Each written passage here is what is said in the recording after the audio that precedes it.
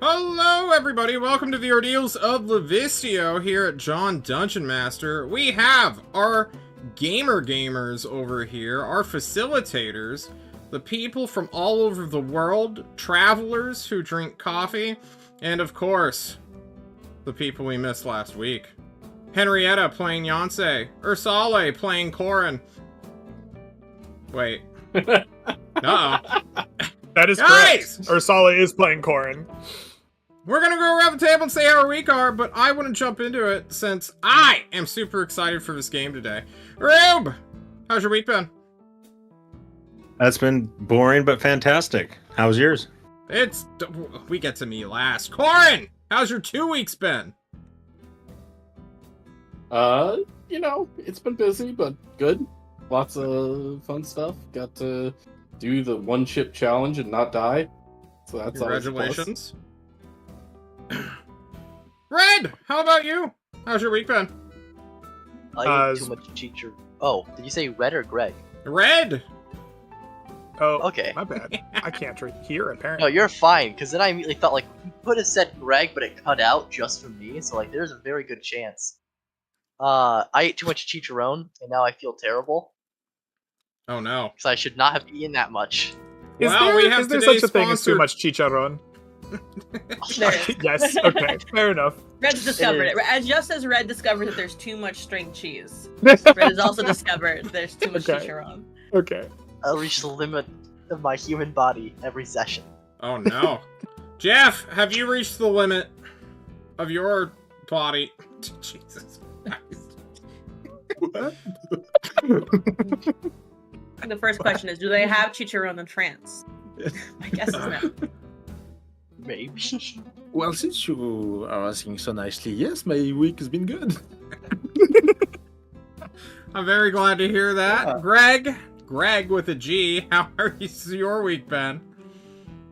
My week's been pretty good. I have been enjoying the holiday. Been a nice little, break. It's also gotten nice and hot, which I like. It's finally hitting, the upper 90s, so it, feels like a real summer, you know? God, I wish it was the 90s here right now. Henrietta, how has your week been? Or week's been? Busy. Lots of socializing, lots of events happening. We've had the hundreds over here. It's been great. Genuinely, I do like the hot weather too. I love it. Living for it.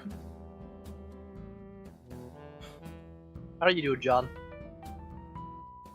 Guys, It's finally your turn.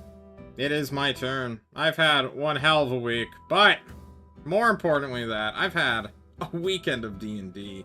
It feels like it's non-stop. I've been super productive. I've been doing all sorts of stuff. But more importantly, I've been looking forward to this game because we have a tradition of harassing the people who don't watch the VOD. And I have insider information because one of you told me you didn't watch the VOD. So, to call someone out specifically, Henrietta is doing our recap today, and we're gonna see how close she can get to what actually happened. And then we're gonna jump to Corin, who will, I don't know, play umpire? Or second hitter, I guess? Clean up. Clean up, Yeah, thank yeah. you. I know baseball. Well, see, I was lucky because I was spitballing before the cameras went on. And so I got kind of close, I think, to at least the first hour and a half, depending on how long you guys fucked around for. You know. It was a good 'Cause portion. I guessed shopping, and I was told yes, and also that you guys took out a loan for $2,000. And if you die, you don't have to pay it back, which I think is, that's great. Yeah. I don't know if it was from a bank or from just some random My guess is the union. My guess is we got a loan from someone from the Ooh. union, is my guess. Or Yeah, it could be that's- worse. The noises that I'm getting makes me think that it's worse than that. You know. And then I guess that Snefru did something that was very brave and loyal, but also to his own detriment. Poor guy. I don't know what that could be. Apparently, it might have involved torture. But knowing Snefru, torture could be that he just had to hang out with Hanky Pank or whatever the fuck their name is Hanky for Pank. like an hour. Listen, what do you want from me? Yancey only knows Yancey's name. The only thing you know is your name. All right. Everyone else is the nickname, pretty much. Corin, would you like to jump in? Oh, I have one more interrupt you? guess, because you guys keep talking about a guy with a stick. I'm guessing the stick is a staff or something, or a wand, and it's important for some reason. That last I'm getting head shakes. I'm getting head shakes. It's not important. It's emotionally important. Who knows? Corin, I'm Alright, tagging you in the here. literal stick. All right, so we started off the session with why am I blanking on character names? God damn it! The Jeff's character, Felix? Felix. Yes, there we go. Okay. I can look on my other screen and it's clearly visible, but got a chance to talk to Rien and got his ring uncursed and was mostly, free of side effects based on that. They met with Ricardo, who was some kind of leader of the displaced folks in the city, and they set up a rough plan to set up a resistance encampment outside of Rien. They went to a dive bar, or the medieval equivalent of a dive bar, I guess. Hell. There you go. That's the word that was used. And the prince trolled the gambling floor looking for a pirate to train up his resistance force. And while he was doing that, Snefru got kidnapped. But the prince was, in fact, successful in recruiting a pirate for hire to the cause. And the party was able to catch up with Snefru, where he had been taken for stealing from a haberdashery, where the crown prince acquired some mistakenly shipped crossbows in exchange for a favor. We love favors.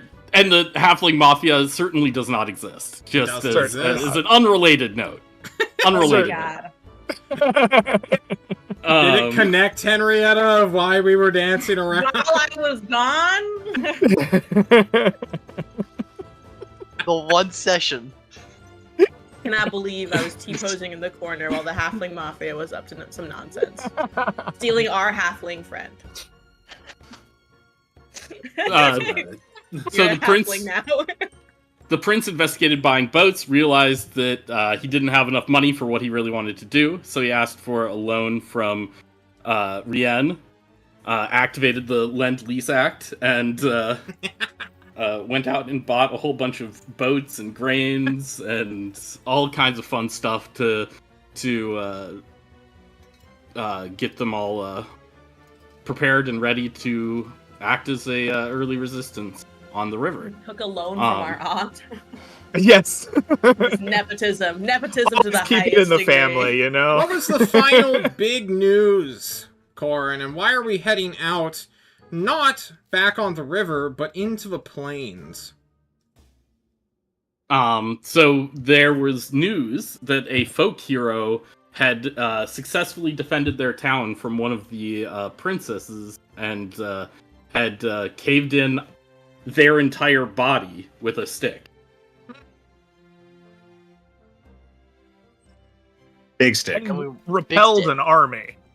Right, like... Yeah, The when your biggest princess gets her entire body caved in by presumably a singular object, I don't think her vassals are gonna be like, no, we must continue this assault in her memory. I think they're gonna, take that as a show of force and be like, maybe some other time. and discreetly move on. However, Glynis, you have rounded up Ricardo, the local peasant leader, who is now jobless since you've replaced him with a pirate. You gathered horses, and you have set off into the fields, where you notice that Yonce Edersale, your limbs! Oh, you can feel them unlock! Oh, you're no longer balancing precariously on a horse. You've hit the saddle, and you all find yourselves riding out of town on the 26th of March. Before we move on, Hang on, though... so let me review really quickly for my own personal of course. sake. We recruited the people that live outside of the city, Refugees. refugees, and also a pirate. Mm-hmm. Yeah. To train the refugees. Yeah. A pirate and a crew. A pirate and a crew. And a crew. Yeah. So, and the pirate is on land with us. Nope. No, they have a camp. Notoriously. They have a They camp have their own called, camp. We have the old leader of the refugees, Ricardo. Camp Dingo, it's called. Just just- him. Yeah, just him. He's hanging out with us. He's your Yeah, boy. he's our Okay, guide. great. Because I was gonna be like, if you get a pirate, you don't want pirates on land. That's notoriously where they don't work. That'd be great. So Right. Ricardo is with us. We took a loan from our aunt, as peak nepotism, a wedding gift, obviously. We the crowned fucking prince did some gambling, and stole ? Commandeered. I gained the attention of a pirate leader thug guy, and then gave him the meet me in an alley look, and then we had a business deal. Okay. All right. What does the crossbows have to do with it? We had to There have was a weapons. tailor shop that just happened to have some crossbows mysteriously show up in some kind of manifest error, and we, took them off their hand, so that, they didn't need illegal crossbows in a tailor shop. But the refugees Yeah. do need illegal. They But need yeah. Got you.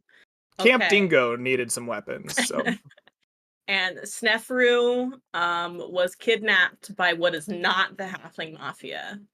By Yeah. tailors. How could he? Yeah, by the tailor. Yeah, no such how thing. could he? How could he? They don't exist. Yeah. One might say that they're very similar to gnomes in their appearance, but they're not halflings, and they're not a mafia. No, they were halflings. There was a halfling, but There's they weren't a a mafia. halfling. That's I don't know what's We've so hard to discussed this many understand. He didn't get kidnapped by there's the no Halfling halfling Mafia. mafia. It doesn't exist. It was a misunderstanding with some. Because you look Tailors. like a halfling, I understand. Yanzi's writing that joke for the rest of the time. Wow. Okay. And now we're leaving. Mhm. To go find out about a stick that killed a princess. No, but the person who wielded the stick to kill Yeah. the By the princess. person who wielded the stick who killed the princess with the stick. You The wanna prince wants recruit him. to collect. The princess that we we have met. dubs. Big No, I- not that princess. I don't believe it's the princess that met us at the party. I Different believe this princess. is a different We're princess hoping. of Niord. And then different stick wielded by a different person that we also Same. don't know. Yes. Same So- stick wielded by the but we same wanna person collect we them. don't know. You want to collect them I- and the stick? guys. Or just the stick? We've been going in circles for too long now. It's a very simple question. It's yes or no. We're But going I- to collect the so- big stick boy. There's With a the folk stick. hero that hates Niord, so we would like to Oh, maybe recruit the Okay. the folk hero of the Free Cities. I understand this now. I was thinking that this was a separate prince fighting the princess, and they were both of Niord, and one had a stick. And we just wanted the stick. No, we want the the folk- person. Random person. We want the the folk person hero that attached wields to the stick. We want the Yeah. random Okay. peasant boy, who we've dubbed Okay. Big Stick Boy, caved in a Wow, princess. We want gender that assuming much. we were given this information. All right, By all our right. competitors. Okay, I'm good. I'm happy. We've circled back around. We're on the path. Ricardo is with us. Yep. Sneffer Hi. did not get kidnapped by the Halfling Mafia. Definitely not. We spent all the money, and well, not quite all of it. I have 4 gold left over. oh. Oh yeah. That's Also, nice. you still owe me. Yeah, and I owe 20 gold to the party. Great. You take Double 20 debt. gold from me too. No, 10 from Dizem and 10 from Sneferu. Great. It's so kind of them to give you a loan. We spotted I mean, it was really example. good. It helped me win a friend gambling, so. Uh-huh. I gambled with the party's money. I used the loan for, buying things. Marty, can I jump into the narrative now, please? No, we don't Yeah. actually need you. We're just gonna do this I can ourselves. fuck off. I'm just gonna move a token around the map and start tracking days. Be like, this conversation has lasted for 50 hours. When you guys finally I'm reach there. the I'm road ready. from Brenya, I'm just gonna keep going to Grinner's Haunt. You guys with Ricardo on horseback, having paid for horses, gotten their feed. It's a big ass plains area. It's fully spring at this point. Here on the plains, no ice at all, just a little bit of muddy ground.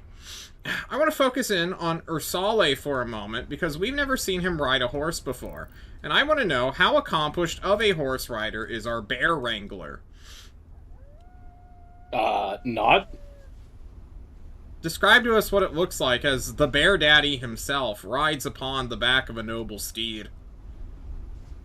I think I'm just almost lying down forward over it with my arms around its neck, just Don't strangle it. Not a package, Ursale. He's gonna RKO it. Oh. Okay. Sit like you're sitting in a chair. You'll crush the horse. He is equally distributing his weight throughout the entire Sit horse. like you're. Have you ridden a bear before? I mean, I feel like that's different. Is it? I don't know. I would ride a bear about like this. So Oh, okay. Learning a lot about people that ride bears today, y'all.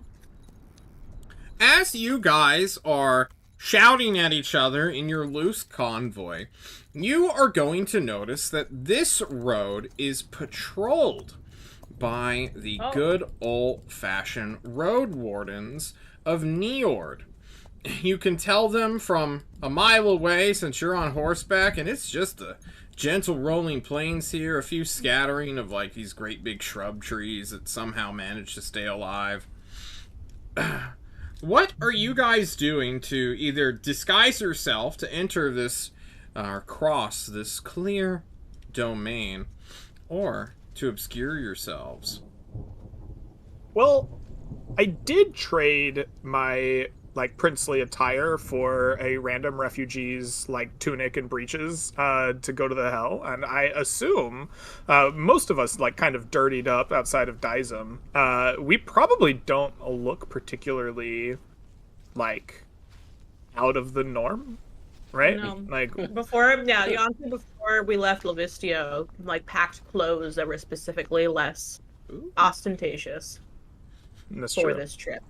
Very true. Very true. I don't believe I think you guys are holding your banner high, marching. That just seems silly, honestly. If at all, I don't think we should be carrying it at all.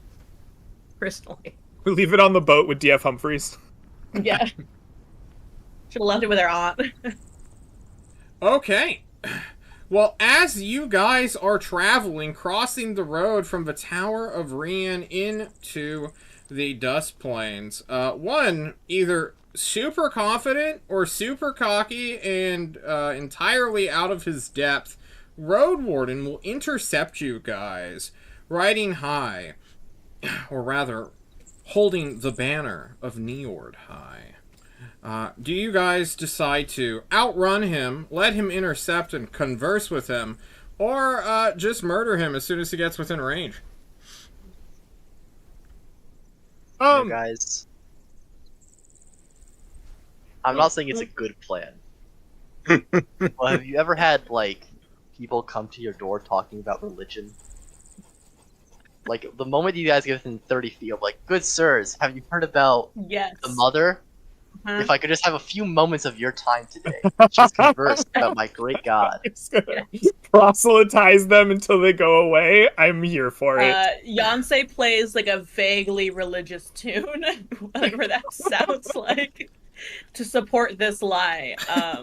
And that can be read as a bardic inspiration if we have to roll at all. I like for it. anything. Very cool. It sounds like you guys are letting this dude catch up to you. He is going to trot on his horse all the way as you guys come to a stop. The banner held high, as is custom to do for road wardens who are stopping and inspecting people. This guy comes over to you all with a great big, almost cowboy hat made out of straw. Not hard leather or anything like that. Just a simple big old straw hat that is stylized in this area's... Well, I guess it's just a different form of a straw hat. I don't need to go into that much detail. When Dizem suddenly approaches with his clawed hands out, with a religious faint choir performed by Yonsei. What do you say to this man as he goes... one bardic die, inspiration die to you, Dizem, to help out with this. Good luck, sir. Godspeed. Yo there! I'm not... Who are you? Boss Good boys? sir, I'm a belated follower of the Great Mother, and I would like to just talk to you for just a few minutes out of your own day. Are you making fun of Just my mom? Tell you so much. No, my goddess, and all That's of her your wisdom goddess's has name, chosen my mother? one of me. Yes, I'm so people usually hate when I talk about this, so it's great to actually have a conversation with someone about religion. Do you know how many people go starving every year? Okay. Alright, It's a I real need you to problem, either roll and me a religion check at advantage if you are truly trying to convert this man, or I need you to roll me a deception check at disadvantage for fun. Oh, if I can convert one man to my cause, I'm with it.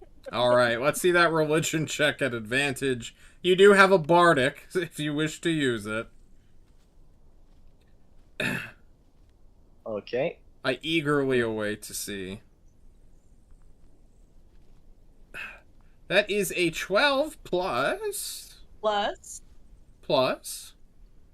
If I roll my d6, 13. 13. Great. Alright. I'm not the world's best priest, okay? I never claimed to be the world's best priest. I mean, But I'm You passionate. We talking still don't know what the mother is about.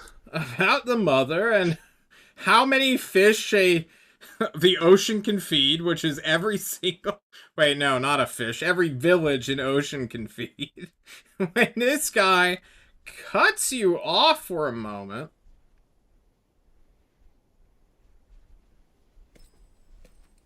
Never mind. He doesn't cut you off.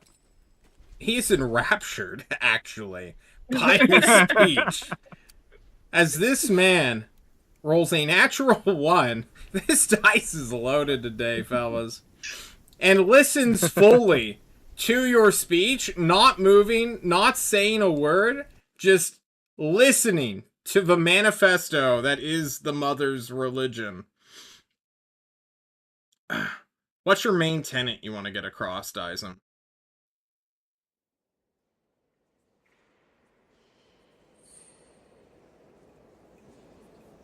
Just like the waves, they push you back every day. But what's important is that you push back harder. You can't Amen. swim into the ocean if you let it overtake you. Yes. You can swim into the ocean if you flow with it.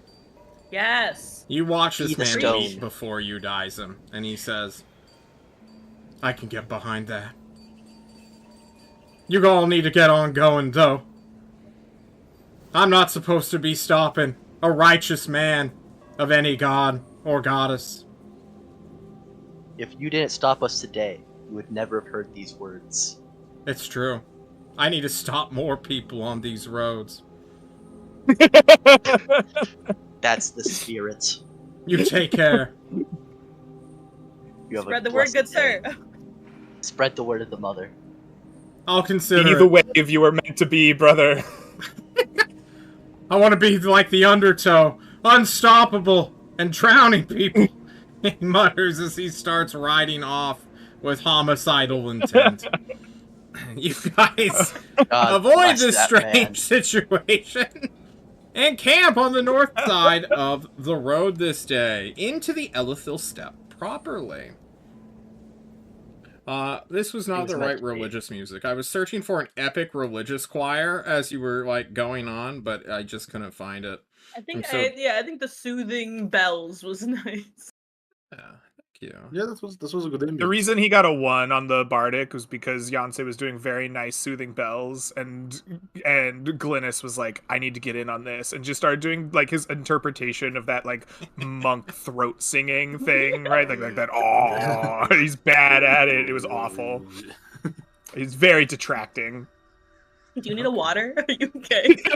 I do now, actually. My throat is very dry. We encapsulated that man.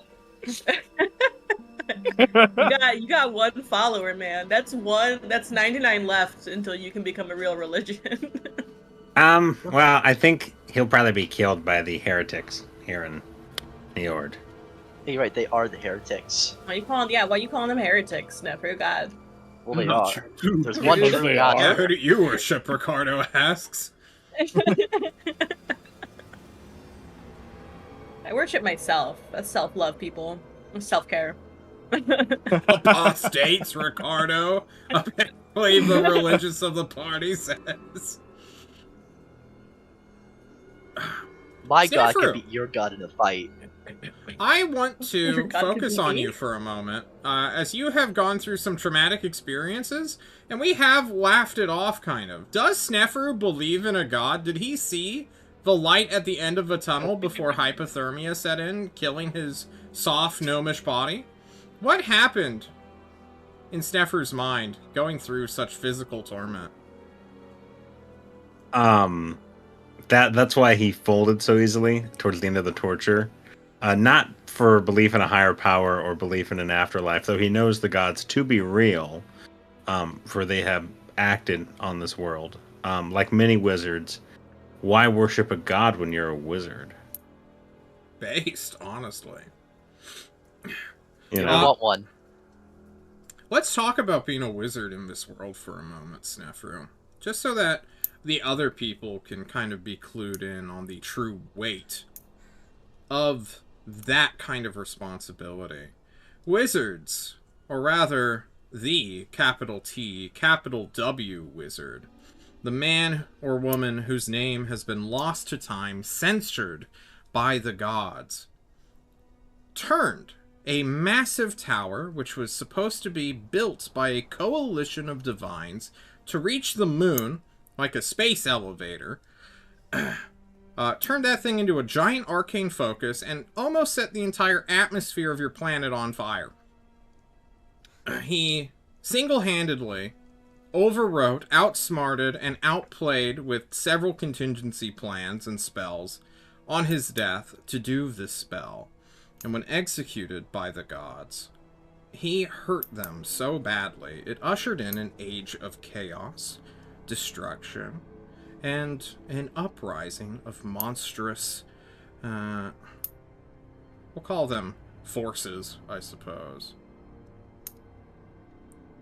You, as a wizard, in a land filled with religious people, are honestly considered more demonic than your tiefling friend here. What is that like, Snefru? Living in a medieval world based on religion, and not just snubbing it, but also, like, wearing the title of the guy who sort of ruined the peaceful golden age. he has a very positive outlook on his situation, but living in this type of world, bearing the responsibility he bears, it's hard to trust people. That's why he was very happy to get out of Brimland, because it's a cutthroat area. He was expecting to be more favorably received by strangers. That has not happened. It's he has to look up at everybody, and it's a very fine thread he walks, not to be jaded.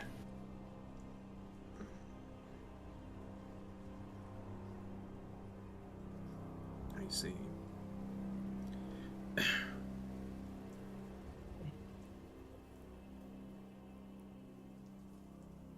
My last question for you, Snefru, is when your prince eventually came to negotiate your release from very violent tailors, we'll call them, they're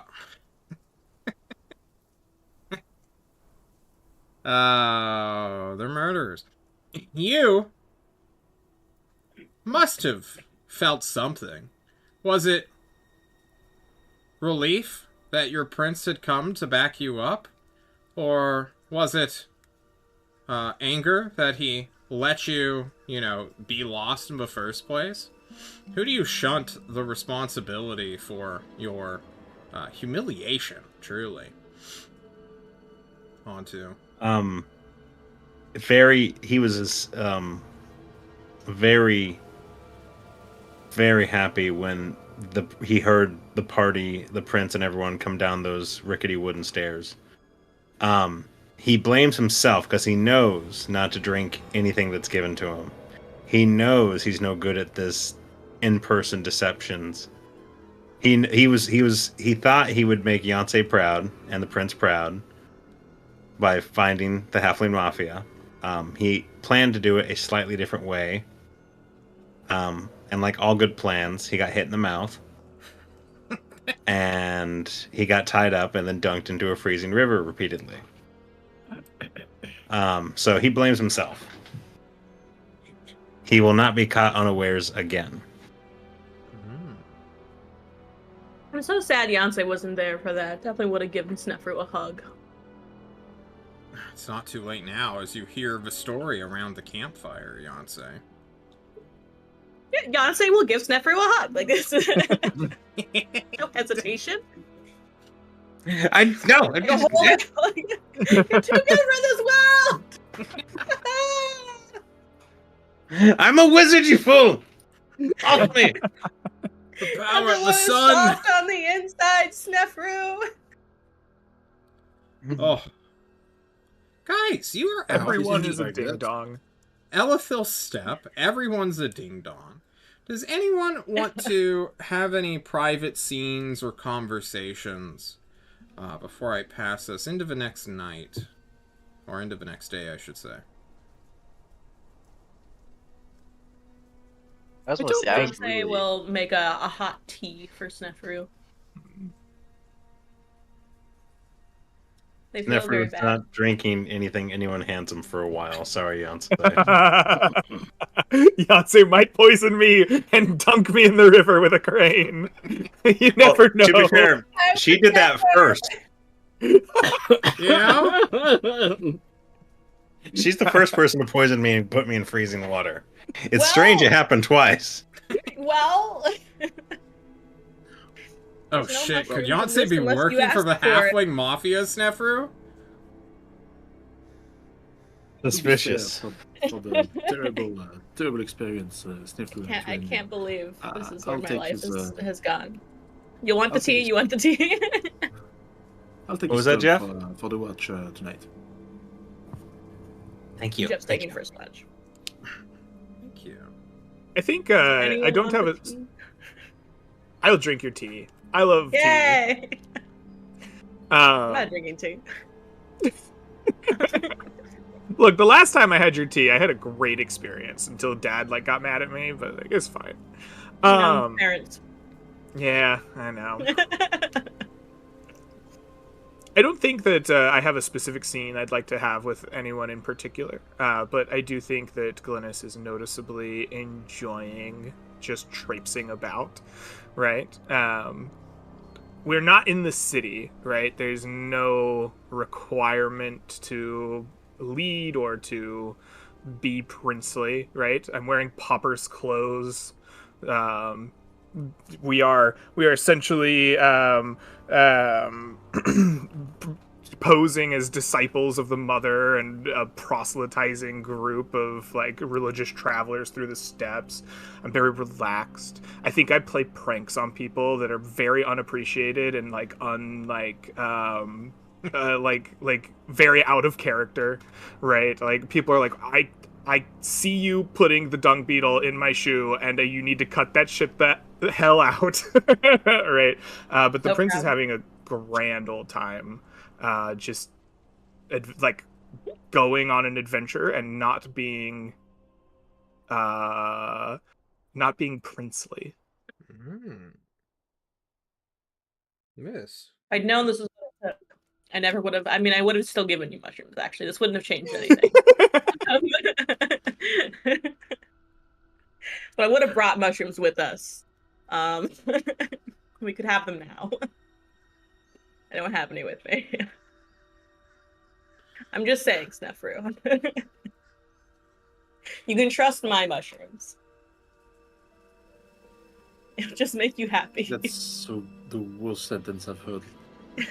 Thank you, Felix. Thank you. I Trust wouldn't my trust mushrooms this girl. too, Felix. I don't know what you're complaining about. Yeah, I'm complaining because I had the mushrooms. That's why I'm complaining. And you had a great time. I was in the water. That's not a good time for me.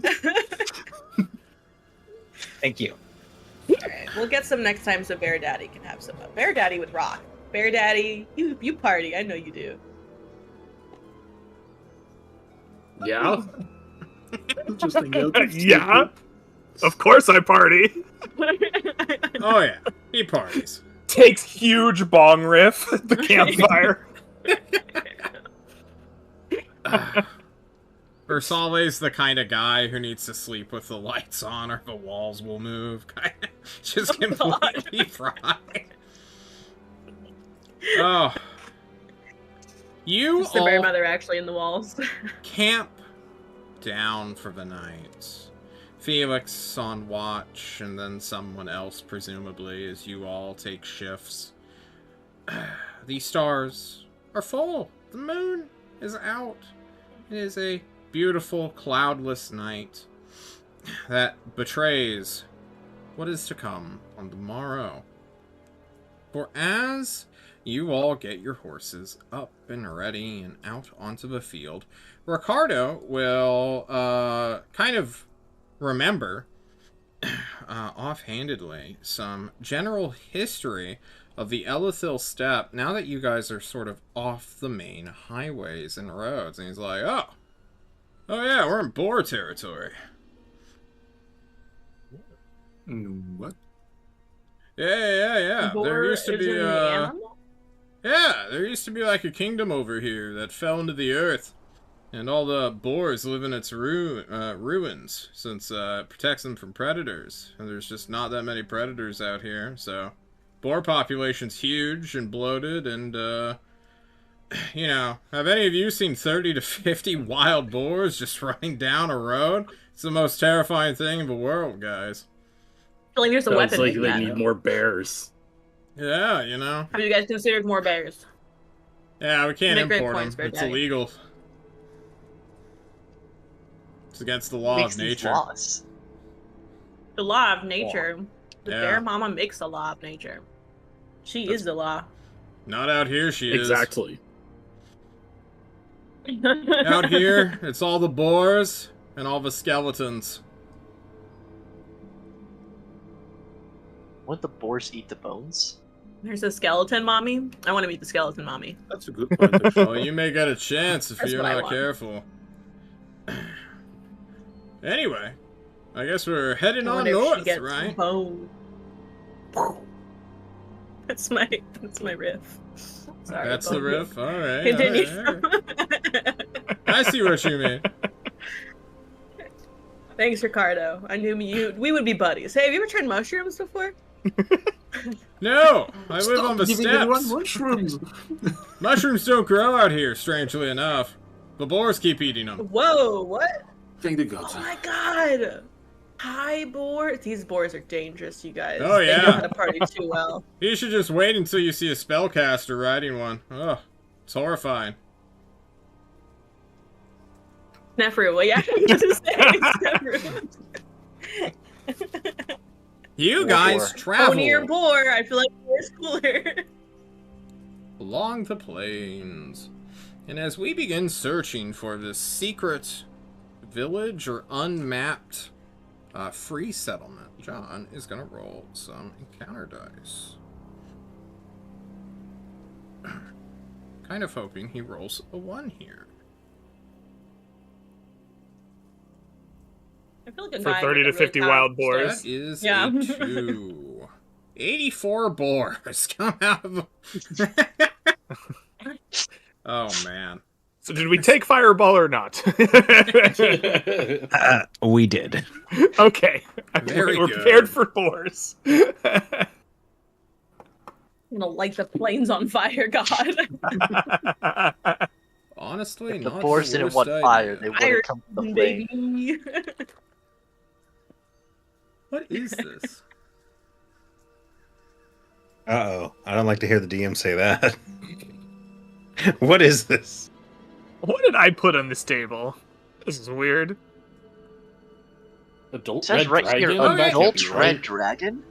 I need everybody to roll me a 1d20 or a death saving throw, whichever you prefer. It doesn't What? really matter. What? I just need to see who rolls the lowest. Oh, God.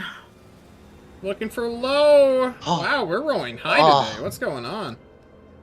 There we 5. go. Snefru, are you my winner? Proof wizard. It was nice knowing everybody. I think, yeah, that's all of Snefru, why them. do you Snefru's keep the lowest. triggering all the traps, bud? Snefru, on He's too your bold. big ass horse that is definitely not like the pony Criselda. R.I.P. R.I.P. You, bouncing up and down, left and right, will kind of... maybe surprise isn't the right word for you, but... just for a moment, you feel your entire perception be tugged in a different direction from where you're facing, nearly pulling you off your mount. It is almost as if an invisible hand, like a mage hand or something, grabbed onto your temples and physically twisted your neck a different direction. You need not make save, but this twisting of the neck brings attention to an entity towards dusk of a medium-sized humanoid wearing blackened cloth that blends quite well with the tall, dark grass. After all, this grass is that of winter. It's gray and plashy and gross, having been kept down by snow for some time, and now it's slowly regrowing, thus pushing this gross grass up towards the sky like tiny daggers. You see this thing close to a hill. What do you do as you stare at this entity that has to be somewhere between 200 to 300 feet away from you, knowing that your party's just moving on without you, unaware of this sensation you just had? If I'm pulled and twisted, I'll probably yelp a little bit and then slow my horse down as well as I can. Snefru And yelp. and just stare at it off in the distance, like, is that a road warden? Like, what am I looking at? You call And hopefully out, someone Do will we need the notice. mother pit again? Do we need the... I would say I would call out for either Felix or Sally, whoever's closest. probably your Sally.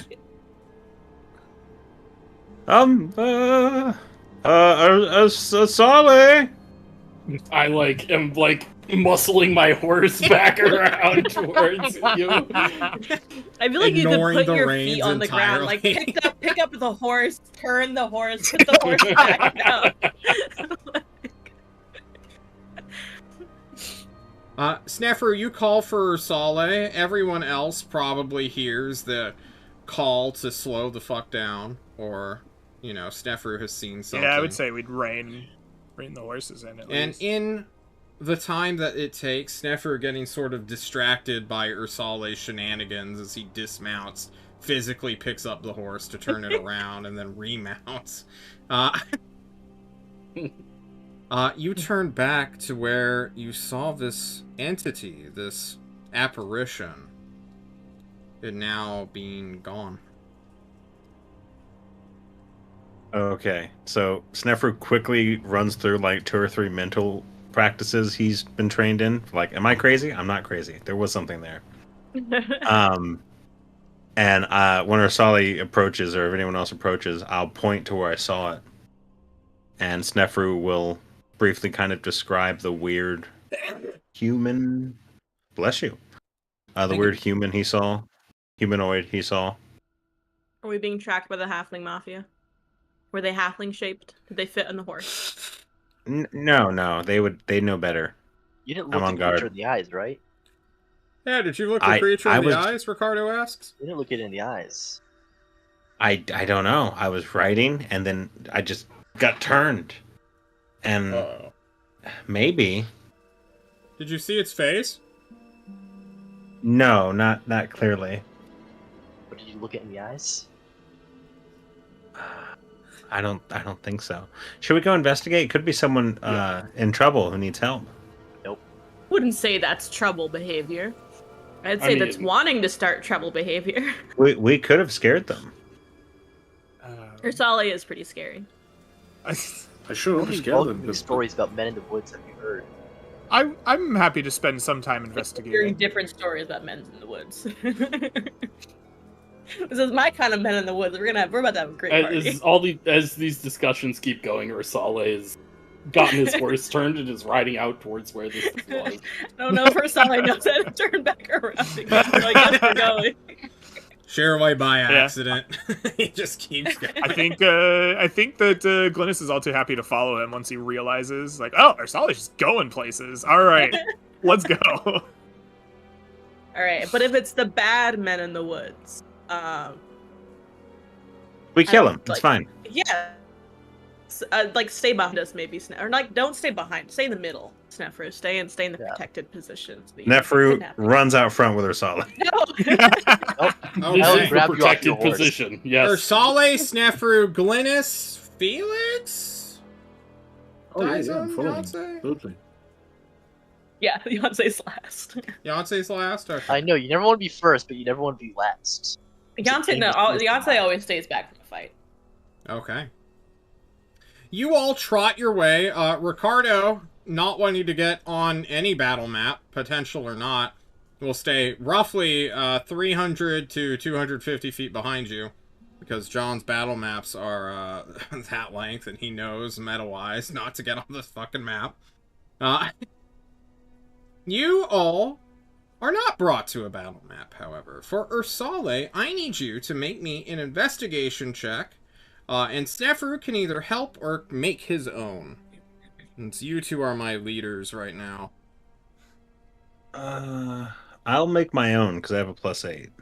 Oh. 23. Well, okay. With authority, you will watch as Ursale completely tramples over the area where you saw this strange figure. But you, Snefru, look down, stopping, Glynis shortly behind you, followed by Felix, Dizem, and Yonsei, and look upon what has to be the strangest bony hand you've ever did see. This thing has 8 fingers attached. It's, attached to its wrist. It has an extra bone, rather than a simple... Oh, what is this bone called? The thin one on the inside of your arm. Fibula? Connecting your forearm to ulnar? your elbow. Starts with the U. I think Greg said it. Yeah, there's the ulnar and the fibula. Yeah, there is a fibula's third bone between those that appears to be metallic or some sort of rich calcium that hasn't broken down over the years. However, it is entirely There's not a third fleshless, Only 2 And arms. lastly, it has 2 thumbs, one where the normal thumb would be, and one where a pinky would be. And it's just sort of reaching out of the ground towards you, menacing How you. big is it? Is it moving? Like No. it's reaching? It's just trapped, pinned up by the earth. Well, first off, let's not touch that. Oh, but I wanna. Well, Well, Stefru, feel free to touch it. If anything bad happens, I'm here. I was gonna say Dyson, please, after you. Oh, you give me the chance. That hand has too many fingers. Consider it friendly. If anything happens, This is an unfriendly hand. I feel Are you saying threatened. that hands with less fingers are more friendly?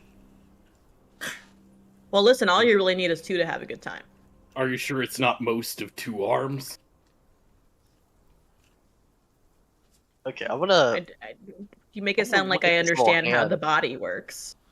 So is the hand Very like daddy. pushing out of the ground like this, or is it like flat on the ground? It's like clawing How up big is this towards hand? Okay. Is this normal hand size? Is this Do you want me to, like, as big estimate as the Snefru? body? you. Medium creature. Medium I can- creature hand. I can pull it out. Yeah, Oh, you you want to touch yank it? on it? No! I was gonna use Maximilian's Earthen Grasp. Oh, I thought you were just going to physically touch and yank it. Or, hang on, do I have Mage Hand? Did I get Mage Hand? I do. I'm a weak little gnome. I'm not yanking nothing. Yonsei will use Mage Hand to touch the skeleton hand. It touches the skeleton hand. Yeah. It just tickles it a little. Uh-huh.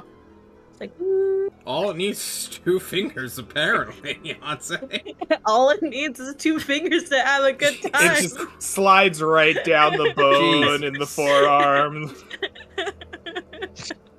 Alright. Yonsei got after- Mage Hand. After That's the all mage you hand know. tickles the bone a little bit to warm it up, and there's no reaction.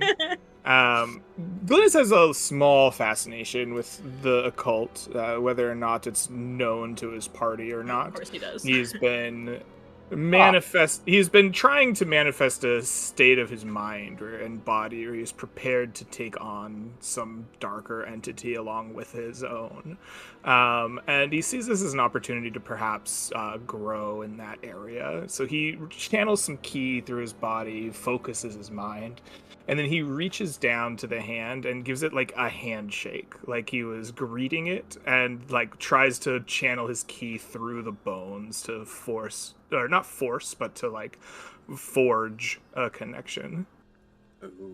I wouldn't touch that. Yonsei gets the Mage Hand ready for a backslap if necessary. And then gets backslapped across the face. Glynis! No, it's just ready. It's waiting for you to get It's just possessed. ready. Like, Glynis! Oh, Glynis. Yes. I want you to make me an insight check and add +1 per key point you put into this thing. Oh.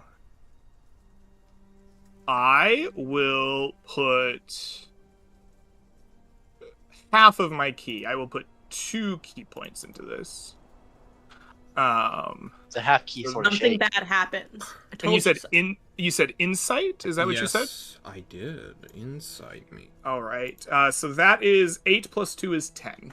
8 That's a plus trash 2 roll. Oof. is, in fact, 10. You touch the skeletal hand, Glynis. You all, aside from Glynis, I suppose, watch as the third bone within this thing's fleshless forearm takes on a magical sheen for a small bit, a purplish dark energy forming. Whether that is the color of Glynis's internal magic, or that is a Bony Bones' own magical visage. You all You're not watch calling this thing occur. Bony Bone. Yes, the Bony Bone. It is the Bony Bone indeed. Glynis! Lastly, I need a charisma saving throw from you. A fun, I will make Okay. one. beautiful saving throw. That's a 15. That is a 15. You are able to resist the possession of this thing that suddenly tries to override your mind. For the briefest moment, you believe your name... Oh, Corin, I want to say Jones McBones so badly, dude. You have no idea how badly I want to call this big ghost Jones McBones. You are able to Do you resist... need help with names? No. It could be Ulrich Olna. You know, says that Ulrich? extra Olna. No. No. This thing's name Phil is Phalange. something much different. More like Look at my- Phil Lang. Phil Hang on. Angie. Yeah. It's like, hang on, there's a joke here. There's a pun here. For the briefest of moments, Glynis, you believe yourself some kind of sorcerer's apprentice to some sort Bill of Dangley. weird eldritch warlock king of the steppe. You once believed your name was Timmelt, a sorcerer of low to medium quality. But as Low to you medium shake off quality the sorcerer. false memories of a weird warlock sorcerer hybrid, you quickly let go of the hand that was trying to possess you. And then the mage hand slaps you. Whoa. Oh, God. I know. Was this a good thing or a bad thing? I I say feel like it could have been a bad thing. it seems this is the bones of an ancient sorcerer. I saw briefly their memories. One of an apprentice learning from a magician king of the steppe. What was the level of sorcery that you said? Low to medium power. I would Low to say medium? grand to above average. You wish. Well, so this was an evil bow. Dang, I can't believe you almost got boned, man. I've been preparing to be boned for a while. I felt my body and mind were ready. Your body had run from ready to be I boned. stiffened my resolve against the bone. Do we need a minute? Do we need to take a quick break, everyone? We're all The we're all bone ready. jokes don't stop, man. All right. The I'm bone gonna never ends. I'm gonna pull up my mace. Are we all? Do you want to touch it anymore? I think we should destroy it. I think we should bury the bone. Well, that is. Oh, you want to bury the hand? I mean, Be my guest. Feel free to touch it. Or I've got a You didn't shovel. touch it. the way of religion and destroy false idols, as I'm gonna crush this hand. Oh. I feel this is not an idol, but Yeah, the just a dead guy. remains. This is the remains of a person. I did not share the memory space with them long enough to know for sure their character, good or ill, but perhaps rather than destroying the ancestral peoples, it would be better as a cleric and not another cleric, barbarian of the Earth Mother to the Bear Mother to set this this soul to rest. Perhaps a ceremony or cleansing of some kind to set the soul free, or to its like normal souls free, like when people die, not like ghost. Okay. Do You have a didn't feel like it shovel? was a ghost? You felt like it was just like a I normal... do have a shovel. Start digging a bigger hole. Alright. Can't consecrate an old grave. You have to do a new one. Oh, I've heard of ancient peoples that were buried in stone cairns. Perhaps a small cairn over the remains here might be appropriate. And Where the boars Covered in are? snow. Rocks. time-consuming. Huh? I look for a big rock to levitate onto this thing. I mean, a boar's not gonna move a big pile of rocks. Unfortunately, Snefru, the nearest big rock was an hour of the way you came. Actually, Yeah, that'd there's be not a lot of great- rocks around here, is there? Are there any boar traces around here? Give me a survival check. What would be Oh. the customary way to bury someone in Njord? Karen sounds like a good idea. Well, I'm not a Neordian priest. I'll tell you that. Alright, is there However, anything else you want to Dyson, make more obvious, 18. Dyson? What you are is boar tracker extraordinaire. You find that there are indeed some boar tracks all around you. And yet the hand is still here. Yeah. Okay, no one else touched this hand. I'm Putting already ground rules- busy That's a digging. good call. No, you keep digging. Ursale, what are you You have a digging? second shovel? A bigger I'm hole. digging around the hand where I would imagine more arm would be, and then attempting to uncover the skeleton, I suppose. You will dig up the hand Disturb the body. fully. Well, we gotta consecrate the grave. And sure We gotta enough, put it back underground. God, one day I'm going to be able to narrate without. No. You guys watch Ursale alone dig up this grave.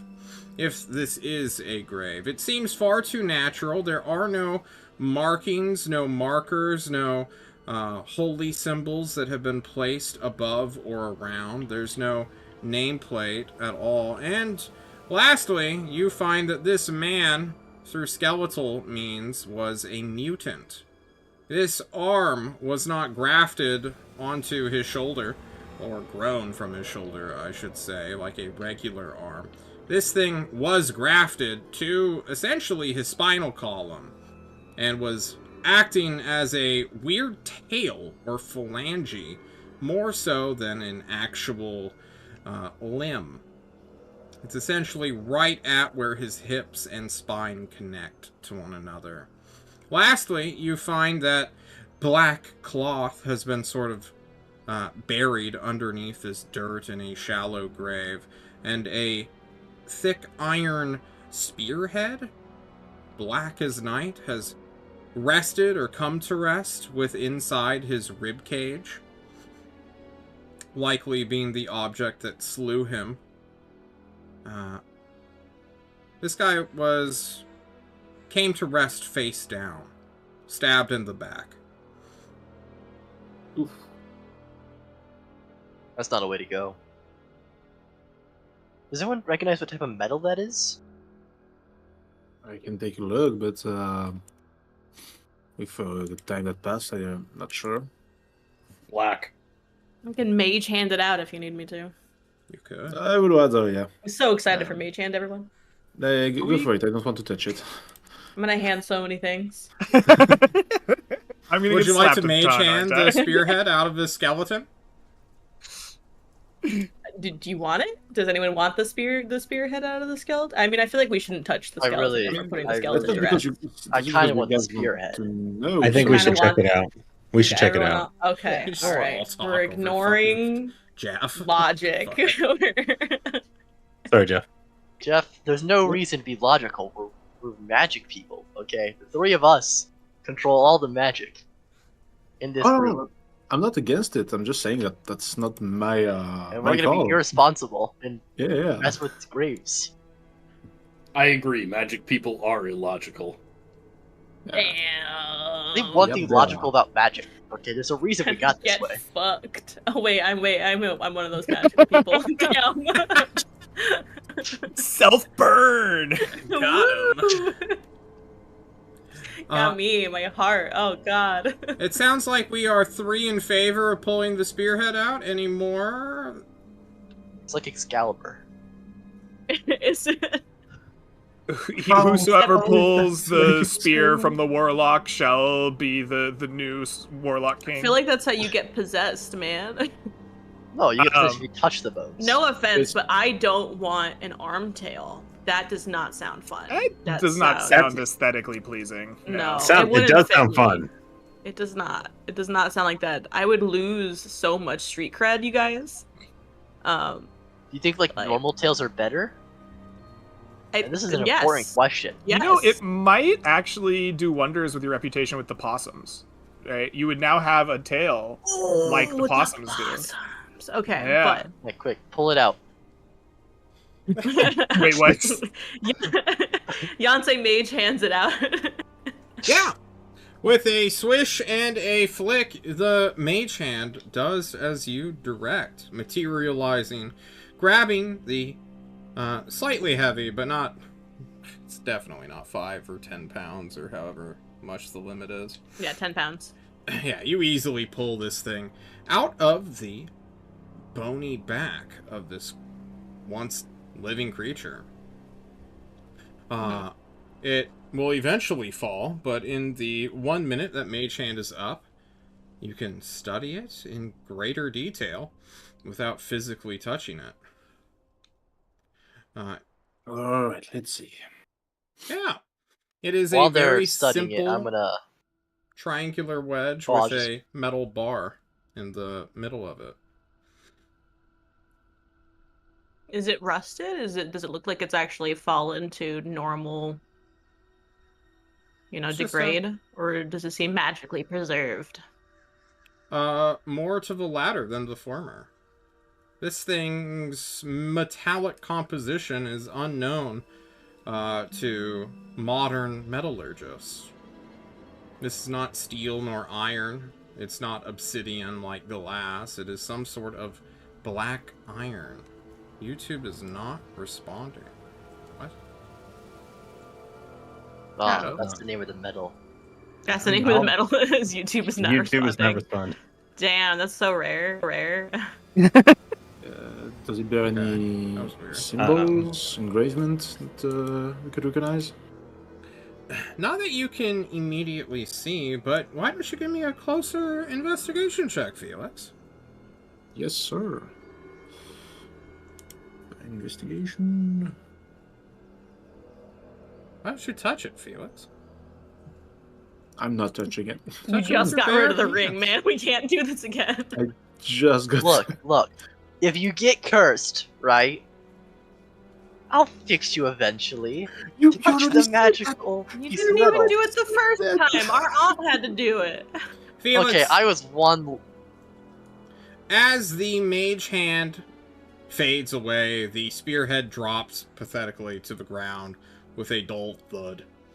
You kneel down to inspect it. Maybe you pick up a stick to, inspect it even more.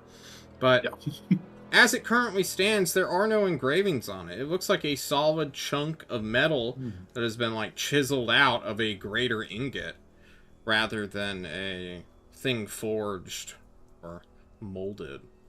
Maybe it's weathering that has given it this simplistic, dull-looking edge, or maybe it's something else, but as it stands, you don't get a, oh, this is super cursed feel. It's just like a different, more boring metal kind of feel. Probably buried. Want to wrap it up with us? I'm tempted to pick it up and try to investigate it through the arcane channels. You want me to pick it up and then, hold it up to you while you... No, because I want you to save me if it's bad. Got it.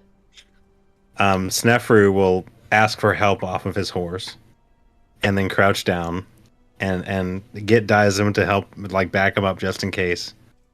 And I'd like to reach out with my arcane senses as I go to pick it up. Yeah, give me an Arcana check. As you touch the spear. Touch the spear. As I touch the spear. You Your head. touch it. 27. Oh my god. Rolling hot today, brother. On a natural Finally. 19. A modified, a casual 27. You will... feel it. You feel it. How could you not feel it, honestly? Snefru, you need not recall information from your time in Brimland, for you have felt this presence before, all the way back in a certain village where a thug was murdered. You feel demonic influence in this metal. There is something eternal within it, and you quickly drop it before you were cursed with barbed wire and forced to wield this thing in your offhand for all your days.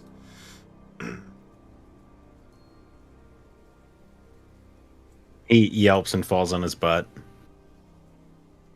Good yelp, bad yelp. Good yelp, bad yelp. Startled I think you. it's a bad Yelp. Yeah, I think that was a.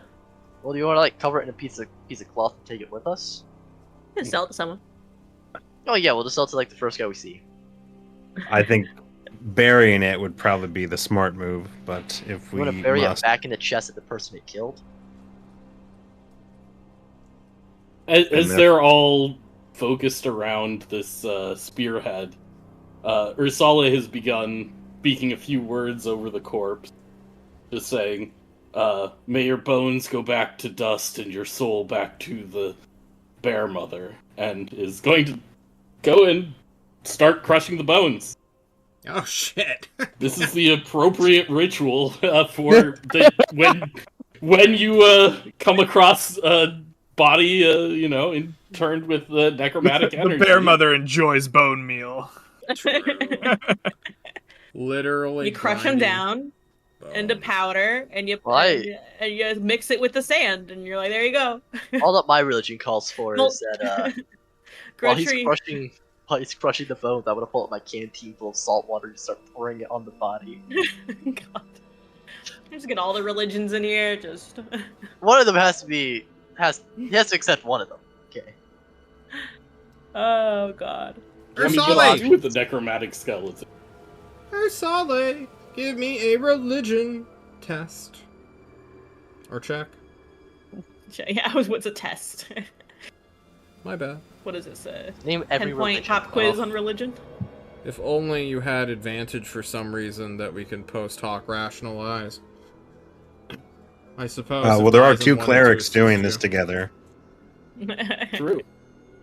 Yeah, Only I'm one also person helping can take a quiz. Yeah, I'll let it slide. Got two clerics with the body. Two clerics, one full barbarian, though. Hey, cleric in heart. You Cleric in the all watch as Ursala crushes this and Dysum spritzes it down with salt water. Although no apparition appears to blast you all with necrotic energy, nor do a swarm of boars, well, swarm you, you crush this skeleton up, Ursala, with your shovel, making sure that no residual presence can possibly manifest within the skeleton. You're unsure if the spirit will truly be at rest, as it is now. But if it is still out there, perhaps it won't be tied specifically to this spot any longer. Party, do we take the spear? Yes. Alright. Yancey pulls out an extra piece of cloth, wraps it up like a little burrito. Fine. Alright, who is Excellent. carrying it? Bad. I need someone to add it to their sheet. Snefru volunteers. Felix, I would. are you Wait. not Felix one? is Felix raising his hand. volunteers. Yeah, Felix, you can Oh. have it. You want it, Felix? Two hands in I am the air. I'd Can't like do to this carry to it. Felix again. Ballsy, I'm not gonna do We're best buds. I can't give you another cursed item. You I'll go carry with it. it. Add it to like your carry character it. sheet as you snatch it out. My prince. As much as I want to carry it, I feel like the person that has the possibility of removing curses shouldn't be the one with the curse. Yeah. Good That's point. like a recipe for disaster. Okay. Personally, I think Ursala should carry it, because I think Bear Daddy is the least likely to be possessed. I mean, I think your chest hair is too powerful. Oh, yeah, that's obviously that. Yep. there's logic to this. I'm not wrong. I don't think you guys want to see my way of removing curses. Are you breaking things? Okay, alright. Let's With just say a he would have removed that finger day one. violent barbarian leading the way, heading on back to the quote-unquote path you have set for yourselves. We're going to take our first break here, and on the other end of it, we will hopefully find our settlement. as well as our stick boy. We will see you guys here in a little bit. Woo!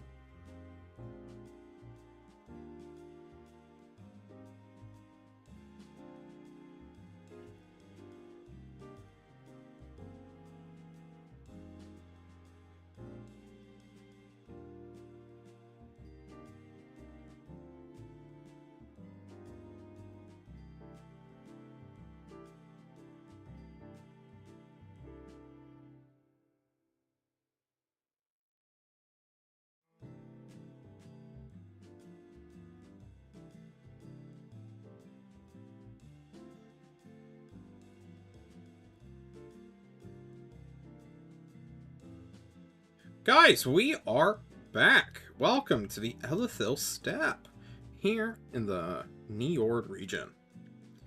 You all are searching for a town. Now, good old Ricardo, your quote-unquote guide, who only just recently forgot that this entire area is haunted by skeletons and a fallen kingdom of fart mages and infested with boars. Remembers as you cross... Had don't to worry be about there. it. You No, had to yeah, be it's there. fine. No big deal. As you Feel free to guys continue. are looking for this town, good old Ricardo will call out as John turns on the music. It should be around here somewhere. Your Highness? Do you want me to call you that while we're out here? It's fine. Your Holiness. Your Holiness. Yes. Head of the Yeah, you religion. can only call him your holiness. Look, Head of the just religion. because I talked to a god once doesn't mean I'm holy, you know? You talked with a Aren't you god? like the head of your religion? Wasn't that the whole thing? I'm the Your Holiness. I'm the figurehead of the religion, right? I'm the state's. Okay, fair enough. That is true.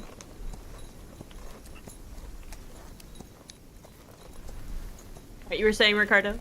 Now that we've established. Sorry, I was just Holy, taking he's notes not. that you're the head of the religion. I mean, that's just a true fact, right? The head of the state is Yeah, I just didn't know. ordained. Now you know.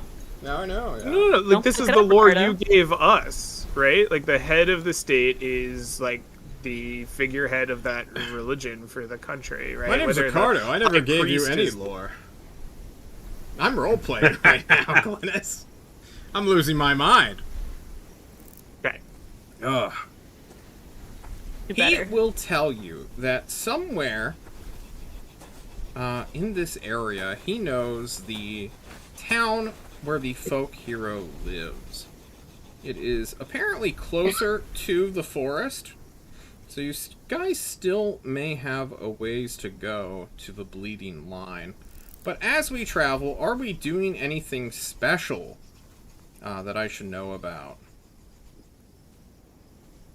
Any secret techniques other than just keeping your eyes open?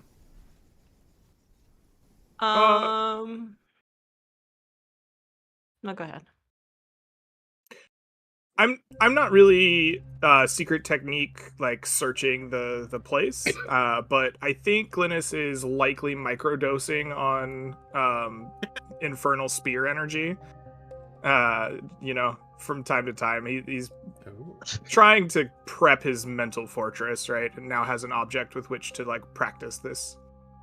Interesting. Yeah. That was not what I was expecting to hear out of. Can Yancey help with this? Just like get like the mage hand bitch slap ready. Like if you ever seem like you're getting too into it, Yeah. you know, reality check. Reality check. Just non-stop slaps.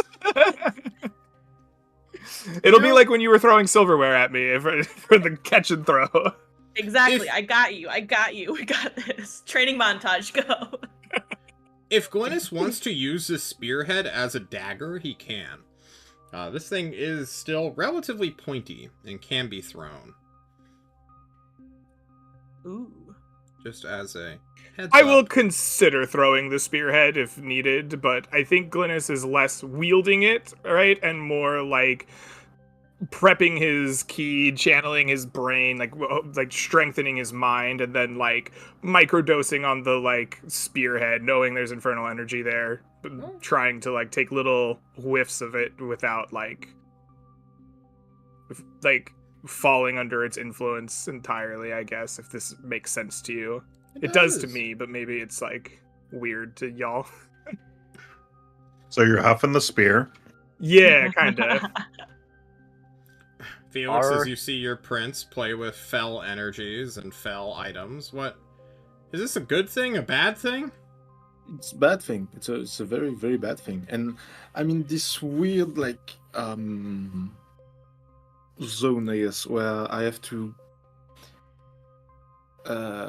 well, protect him, but obey him. So I'm like, you're putting yourself in a fucked up situation.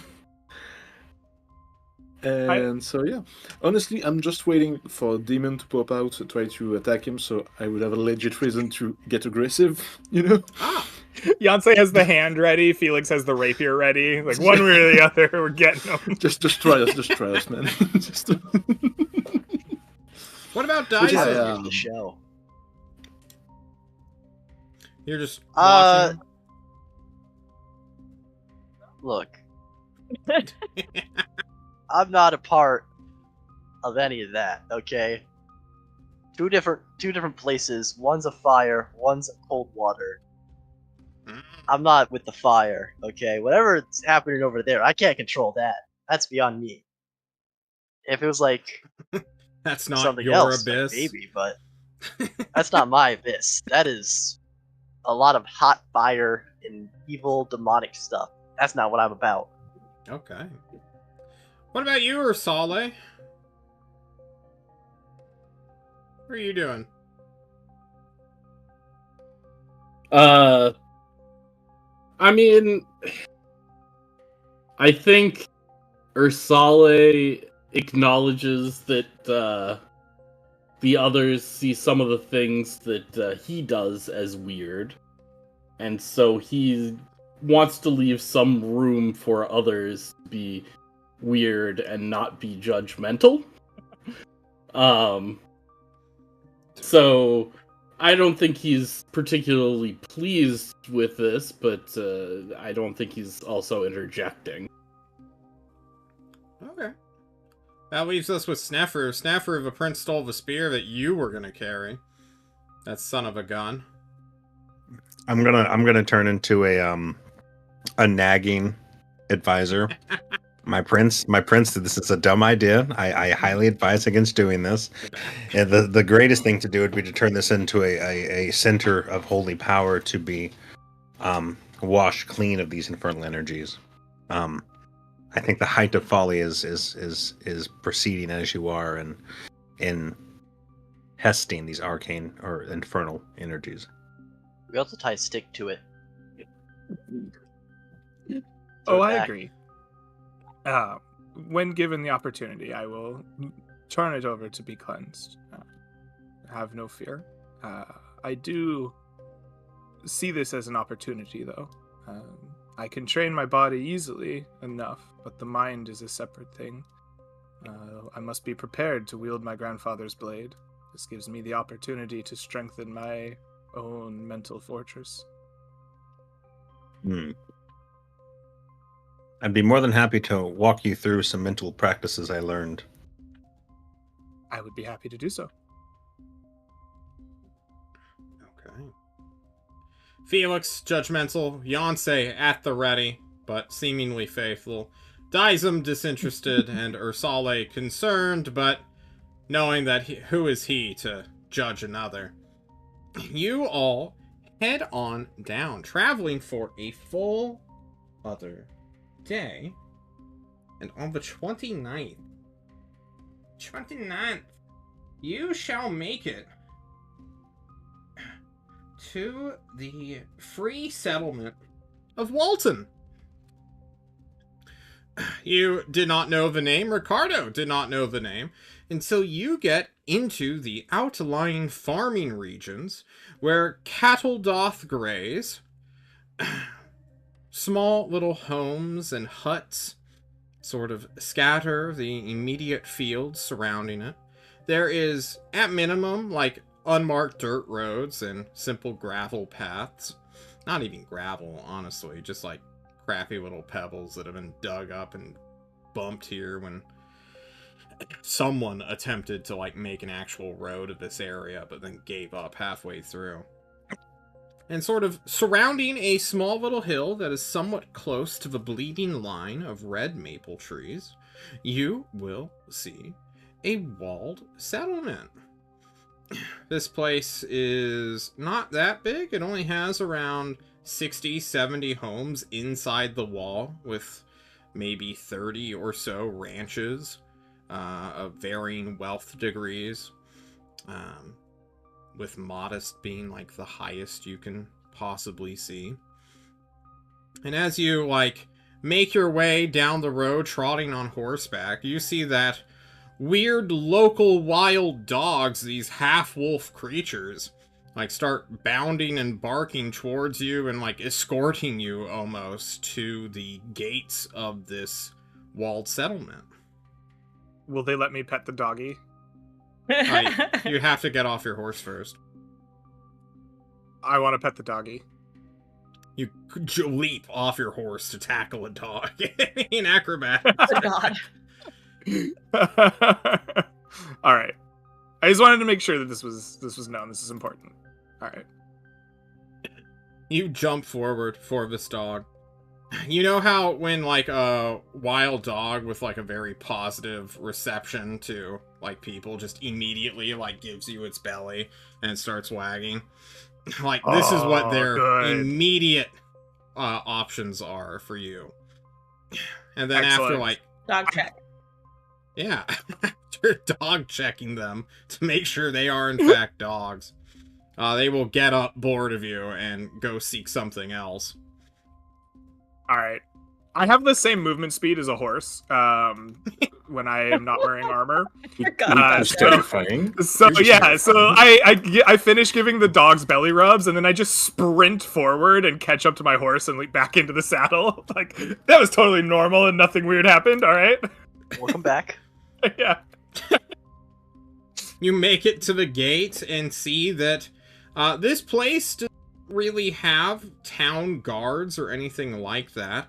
Instead, there is but a simple militiaman who is like standing by a little wooden door that doesn't look... A single battering ram could easily break this thing down. The quote-unquote wall is only 10 feet high, meaning most of you could scale it just by virtue of being level 1 characters. This place is not super defended, but, you know, there's like a fighting space up there. It's no great rampart, but it is a wall. And this guy, don't run me over, quickly calls out. What does he call out? Don't run me over. Oh, yeah. I won't run over the peasant man. Sounds terrifying. The peasant man, armed with but a crappy little spear, will say, "Who are you?" Which I can't. settlement of poor people is this? Is my mic cutting out? Is that what's happening? When you do the really high voice, yeah, I damn lose it. you or something. What about now? Can you still hear me? This is the voice. I have to stick with it. Yeah, okay, that's better. Yeah. All right. Which one of us do you want to like introduce you? Got a whole array. Oh. Is this where the... We don't introduce. We just ask about the folk hero. We gotta introduce. No, we're not. We're I guess while all of them are arguing about introductions, I'll just dismount my horse and walk up to this guy and say, "I am Ursal, a breaker of bars. Nice to meet you. We hear you have a brave hero in your town." A hero? Who would that be? I don't know, somebody with a stick? Oh. You know, maybe someone that has made remarkable deeds. Can I ask what your intention is with this character? We would like to talk with them. They seem to be a quite interesting fellow. We are a band of interesting fellows ourselves. Yancey will step forward. How many of us need to step Hi, forward my for name this? is Yancey. You might have heard of me. I'm a famous playwright. I'd like to I make don't know a how to deal with this read. folk hero to hear their story and turn it. Well, you don't have to read to enjoy a play. You watch it. You been to a play before? Is that like a puppet show? Yeah, like a puppet show, but with people. I haven't seen a puppet show since I was a kid. Aren't they just lovely, though? It's a great way to tell people about things that are going on. So you want to talk with him because you want to make a play? Yeah. Okay. Well, not my business to question. You're gonna have to talk with the mayor, though. I will talk to the mayor. You know, the mayor can be in the play. Let him know that. Yeah. Here, oh, you don't know where it is. No. Yeah, you've never been here. He's lived here his entire life, has no idea that you guys don't know the information that he knows. Just makes that grave error, and then it clicks, and he's like, oh yeah, so the townhouse is like right next to the necromancer's house, right in the center of town, next to the well. Just go talk with them. It's super easy to see. It's got a big bell over it. No big deal. Now, It's across from the town Fine. records. like, Back up. Huh? necromancer. Yeah. Yeah, you know, That, people who try to, help and heal and whatnot. He's kind of like a doctor, I guess, but not officially. So we call him the necromancer. easy now. Yeah, it's close enough, really. I completely understand. And that sounds great. Could Yeah. also be in the play.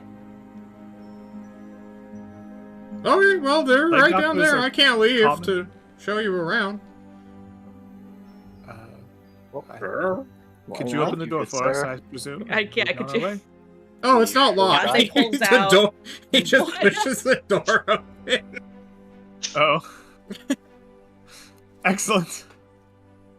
Yonsei pulls out a long feathered quill, Ooh. and like the clipboard notebook thing, like ready to be a playwright, but also is literally writing. Snefru pulls out a longer quill.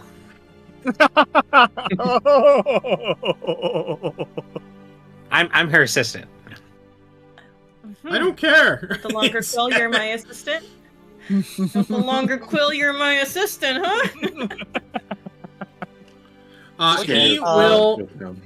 This little guard will point out where there is like a small traveler's inn, which does not see a lot of business, but does have a stable from the ancient days wherein this place used to be more popping, as he puts it, where you guys can go and find board on so cheap of prices that, like, oh man. Guys, this is like impoverished city right now, and like people just barely managing to scrape by, but living modest, humble, agrarian lifestyles. Man, I love poor people.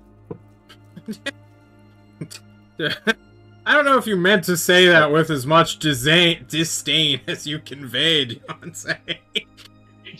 That was not sarcasm. That was legit. That was. That's cool, I guess. Yeah. It's just weirdly said, but Everything yeah, is just yeah. so cheap with them. It's true. I don't think they have a choice. Like, Quite I don't literally, think they can. Glynis, your last 4 gold can pay for your entire stay here, room, board, and all the horses. If you just want to throw that at the Sure. barman. The concept of like how money works is just going over Yonsei's head. He's just like, So you have a valuable piece of Every playwright needs an accountant. Their head is Yeah. too Like, I'm in the not clouds. I'm making art, all right. in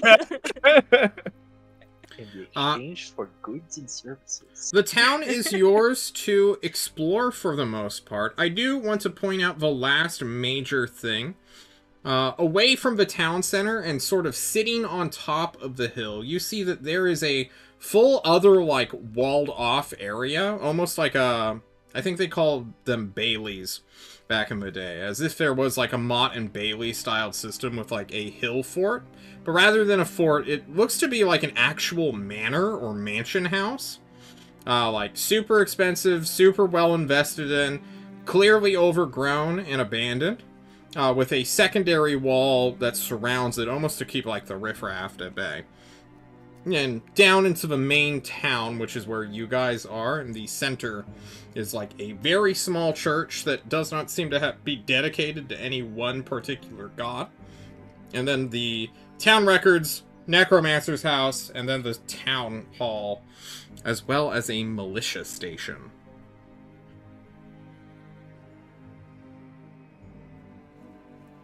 What do you guys do?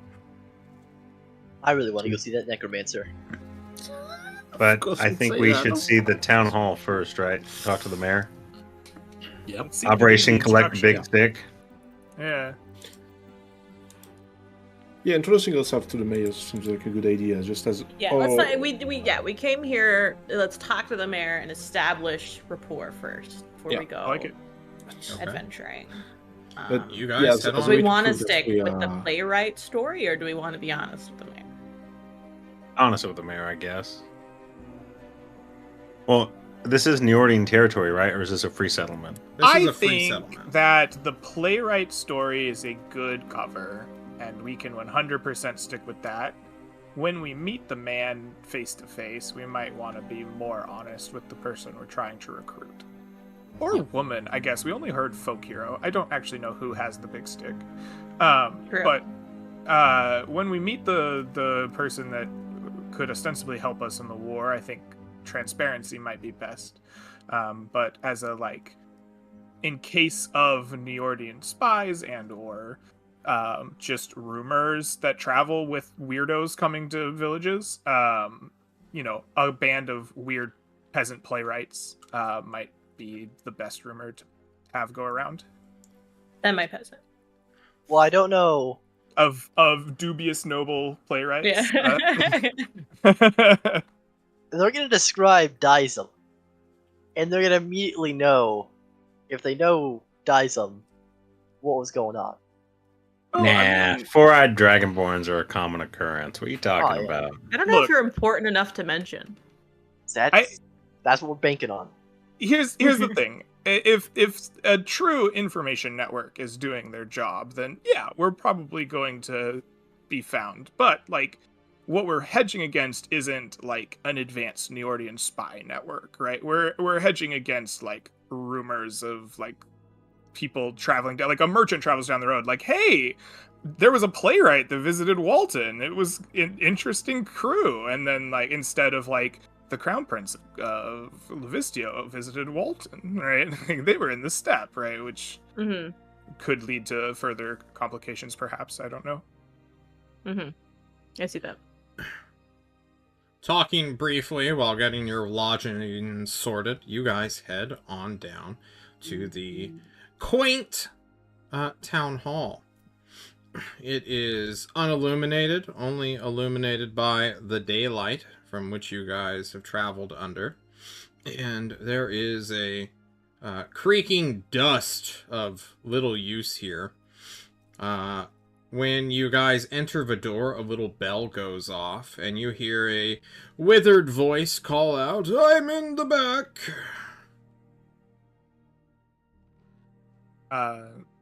Excellent. Let us go to the back. Yeah. Yonsei flourishes in.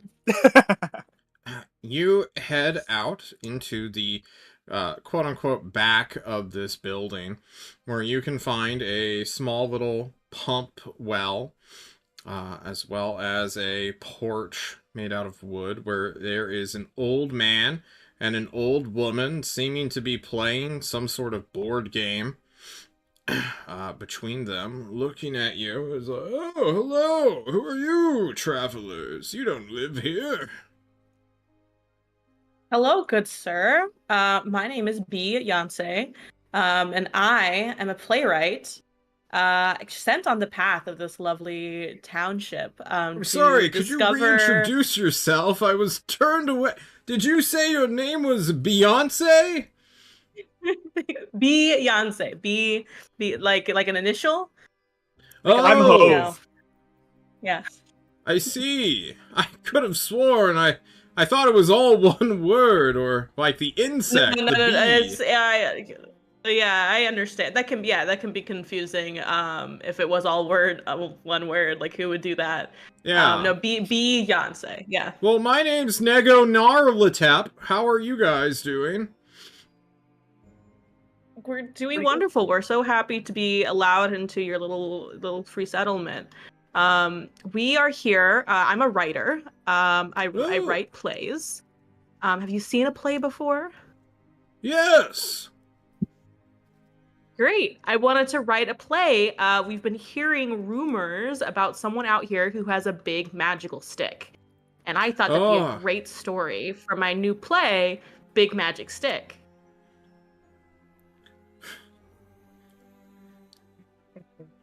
If you liked it, should have grabbed a stick with it.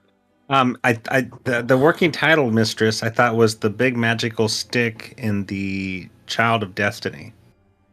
Oh, yeah, Destiny's Child, I think, would be a really good, play off of that, too. We're working on it. We're workshopping it. Oh, so you know the legend of our town, then. I see, I understand. Uh-huh. I didn't know you realized of a child of destiny who was born to us here. Well, that was just a guess, actually. We don't really know much at all. Well, I'm gonna run with it. Please tell me more. Take notes. Well, he's my, I suppose, nephew in a weird way. I assume that's who you mean when you say stick man or stick boy or folk hero with a stick. Yes. Yes. He recently, I believe the term was absolutely dunked on, as the kids say. A invading Write that down, Snuffer. Of raiders. You know, the Neordians don't usually come out this far since we are so close to Zwan. And they know what the fuck will happen to them if they step up. So I'm surprised they did, and I suppose that punk-ass person got what they were handed to, you know? You don't fuck with a guy with a big stick. Wow, this is amazing stuff. Ain't it? Can we talk with that survivor? Survivor? Yes. Survivor. I hear you might have brown eyes. What? No, the Destiny's Child. The Child of Destiny. Oh! The survivor. Your nephew. Yeah. Well, he's no survivor. He done that lady dirty by beating her to death with a stick. Yeah, you can find him in the... Brave. The mansion, I suppose. There's a mansion? Oh my god. Alright, open. Okay. Mansion in a field. Alright, the sun's setting. Okay. They've got a child. How old is your nephew? What does your nephew look like? What are we working with? Well, he's here? about... God, when was he I might born? take artistic liberties, but... He looks over to his sister over here. And he's like, how old is that boy? How old is Sonny? And she's like, well, I was 14 when Nearyu had him, so he's about 70-ish, I suppose. 70 Currently? years old. I'm 94, so yeah, that sounds right. Good longevity in this village. Yeah. Hard to see these days. Yeah. Well, you should have seen his father. Skills, Oh. 94 minus 14, often 80. Oh, he's 80 then, not 70. I don't know how to count. Stop aging up our character. Yep. Yeah, he's 10 years older. Oh yeah, open mansion in the middle of these beautiful fields, sunset. Main character looking out the window sees into the distance trouble is arising. What do? Have they always had the stick? Has the stick always been there, or do they discover the stick? It's a hand-me-down from his dad. I see. Oh god, handing down from the family, just responsibility. I'm getting yeah, so much. it's a tragic story. Yep. Ooh, other play. Origin of the Destiny's Child. Yeah, there. That's the prequel. Yeah. I'm not going to lie. The woman continues, speaking for the mayor now. Our nephew, Sonny, is what we call him. His name's a bit longer than that. But Sonny is... touched, we'll call it. He does not socialize well with others, and so many of you not attacking him, but going to him at the same time may make him more defensive than what you want. If you wish to interview him for a play, well, none of us dare stop you. But I would warn, or rather remind, I suppose, that he did just absolutely trash a crown princess. So, you know, don't antagonize him. Will be That's totally fine. We will send in my assistant. He's really good with children, and is small, and so unassuming. Good, Yeah. because he has the mental capacity of roughly an 8-year-old, so... That That's fits, gonna that be matches fun. you. Yes. Well, Think of him as an 80-year-old toddler, I suppose. how Alright, let's big is do he? 70? 70, 80, somewhere around there. We don't keep Okay. track of time. Not here in Walton. We Keeps don't you even young at have... heart. We have a bell we don't ring and a clock that doesn't work. That's Oh, amazing. it sucks. Yeah, it does. She admits readily. No, it's a charming town.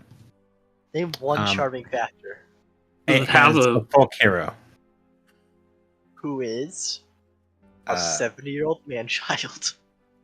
Yes, exactly. He's a man-child. That makes perfect sense. And he's located at the walled Mansion. mansion. Yes. It used to be the old mayor's, but he left around 45 years ago, so... Now it's his, I guess. Okay. You also have a healing practitioner in town that was called the Necromancer. Oh yes, the Necromancer. He's been with us since, well, almost our founding. Oh, back during the Demon War. Oh, Yes. You know, the demons that. from up north? Mm. Oh yes, yeah. Those Yes. demons. Well, And you say before it's Zwan been- built their big-ass wall, those demons used to come to this region. Sort of infested the Bleeding Line and caused chaos in this region. The Necromancer showed up to provide healing and services. Well, you know how demons are. They blow up one ancient kingdom, those spirits come out, and it just...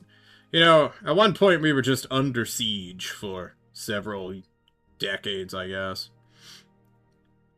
Well, that was way before our time. And you're saying that he's been helpful And hand the since? Necromancer's still here? Yeah, the Necromancer's still there. Okay. Are they like an elf or something? I don't know. Have you met him?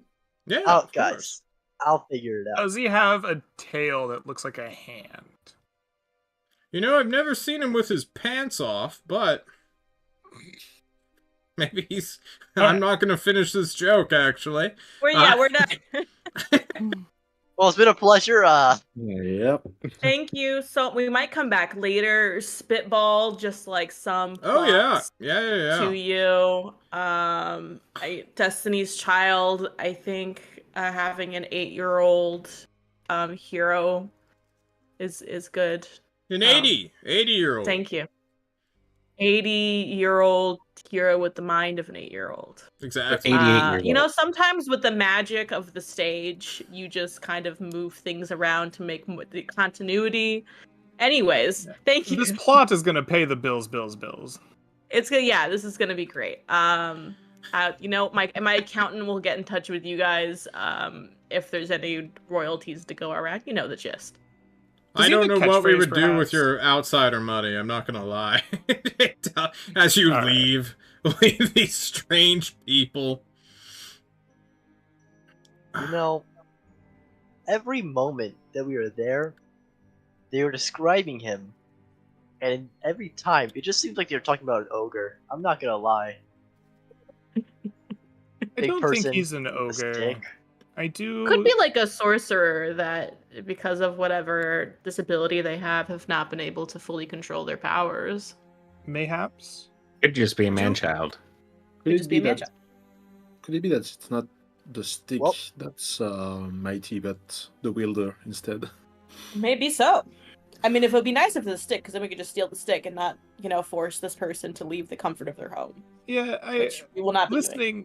listening to the, I don't know, what were they, aunt and uncle, cousins of this man talk? Aunt and uncle, yeah. Yeah, thank you. It appears to me that this boy might be. I mean, they said touched. I'll go with that. I wouldn't want to recruit a man with less than his faculties to join us in a war effort. No. He Perhaps it crushed is- a princess.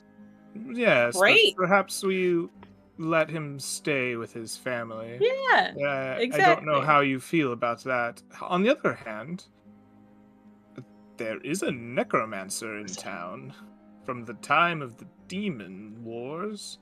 Perhaps I'm he gonna- might Apparently. perhaps they might be more. I So we wonder if divide they him ever up our alley? considered that the necromancer is a demon. It's possible. So Felix is divide might be your our- daddy. we don't divide our wanna make my party into dad. 2 groups. Half of us to the man-child, half of us to the necromancer. I call her Sally. I call the necromancer. If I have to go meet this man-child, I need either Felix or Sally or both. I'm You're gonna happy be to go with you. fine. I'm afraid that the necromancer from his old age might identify me as a demon, I guess. I wouldn't want to appear aggressive, so I guess I'll go with the man-child. You mean Well, the other person that might perceive you as aggressive and beat you to a bloody pulp with a stick? Oh, yeah, we'll be but fine. at least it won't be because I'm red. All right. Maybe as he's a got the blood of reminder, the bull in him. the mind of a child, very protective of their home. Yeah. Good luck. Good luck. Has I a got stick it. fun. from his father. Find out if this the stick that magical or the person that's magical. And if it's the stick, maybe trade them. So if we're splitting up the parties, Felix, me, and Or solid. okay, I can also Okay. go as Henrietta, knowing how to speak to children. Well, looks like it's just you and me, Glynis. well, I'm I okay would- with that. Was there? They seem to be concerned about a lot of people going to see Mhm. Sunny at the same time. Should we Mhm. perhaps try to shrink our party on that? I don't know. yeah. Let's see. I want someone who's very strong with the prince, besides the prince. You're very strong. So, or Sally, maybe you'd be better with His Highness, His Holiness. But I want to go see the strong dude. Okay, well then I have to leave Yancey in charge of the necromancer with Dyson and Glennis. I mean, Dyson's surprisingly strong. If I've if heard he that has makes- 16 in his strength stat. If that makes things simpler, I'm happy to switch team. If you're more comfortable seeing Sunny, I see no reason not to have you do that. I wouldn't want to put you in an uncomfortable position with a I necromancer. mean, yeah, we can all go. We don't all have to talk to him. Yeah. Yeah, like somebody Why has to don't wait we? outside. Why don't we have the 4 of you go? I am sure that between the strength of Felix and Usale and the cunning of Yancey and Sneferu, that you will come to a fine balance of how to approach the hero. Dizem and I will investigate this necromancer in your absence. Sounds good. On the way to the necromancer, Snefru wants to try to buy some sort of snack food as a sort of bribe for a man-child. Okay. You just get a Werther's original. That's the only thing they have here. Yeah. The beef jerky It comes special. in one of those like tins, like those old cookie tins, but they don't have cookies in them anymore. Yeah, you find some sort of snack food at the... Oh man, this town actually doesn't have a open market at all times, do they? You head to the local Just bakery. go to a house. There has to be some kind of, like, bread manufacturer here. And you will find a rather... Yeah. I guess he's quite older on the spectrum. Maybe, like, late 50s guy who looks incredibly jacked and has, like, really, really not seen good days. Like, he is all scarred and flayed up. But he is baking bread in a very small apron that does not fit him at all. And as you, like, buy pastries from this, what honestly looks like a murderer on the run, for a few silver. I don't know if you want to investigate that guy deeper, but for now, you have your bun basket. Just put a note into my mental space. There could be a lot of people for the prince to recruit in this town. Just the Or we strongest could baker start in the world. a market here, and we could call it Walmart. Damn. Or Sala, subtract a level. I'm not dealing with puns today. You guys split No up puns. with Dizem heading to the necromancer with Glynis? Question mark? Sounds like it. Okay, well, you're definitely going to beat them. Well, you're going to go to the necromancer before they reach the mansion. So let's knock out your guys' scene first. That way we have like a chronological timeline going. You head up to the spookiest looking single room structure you've ever seen. It seems to be imported marble, stone, Corinthian style columns that go up a solid maybe 15 feet. It's domed. It has great big purple, almost satin drapes. Oh my god, this place has wealth to it. What is going on, you think, as you step through and are immediately assaulted by nostrils of thick, odorous herbs and smells. Oh, something is brewing in the back. You see a small little cabinet with a little display So it smells like case. Dyson's room. It seems like Dizem lives here now. Guys, you, Glynis, and, of course, Dizem, step on in, and a small alarm spell goes off, a ding-a-ding-a-ding, which is literally just the man himself making the dinging noise, and he stalks on out this almost 7-foot-tall, thin as a ghost creature, draped in rich purple robes, cowled, and a full-blown, like, horse skull that is protruding from his cowl to the point where you cannot even see his face. He greets you with a, "Nay, I'm just kidding. How are you guys doing today? I'm the necromancer." We chose the right place. You have an ailment? I'm A trying to boil? make a horse joke, and I'm just stuck. I like got halfway there, and then I had to bail. Yeah. Made a horse joke. Hay is for horses, Anyway, am I honorable right? man. Ha ha! Uh-huh. What can I do for you? I'm well. We are travelers to your fine town, and have heard quite a tale on your behalf from the siblings in the town hall. Oh yeah, they're great. They were quite helpful. Yes. Tell me, is it true you've been here since the time of the Demon Wars? Oh, yeah. Well, it's a little bit of a misnomer, right? Because for, like, regular humans, the Demon's War started, like, 1,300 years ago, but they call a small conflict of, like, a demon army invading from the maple trees as the fucking war, which, I mean, it's a conflict for sure, but it's like, on the grand scale of things, it's just a skirmish. I see. Uh, Tell me, I have a relative that sits in a tower, Rien. Are you familiar with them? Oh, yeah, you're related to Rien. Yes, she Oh. would, I guess, be my distant aunt. Oh, you're a half-elf. Indeed. Could have fooled me. I had to change into my peasant clothes to make the journey.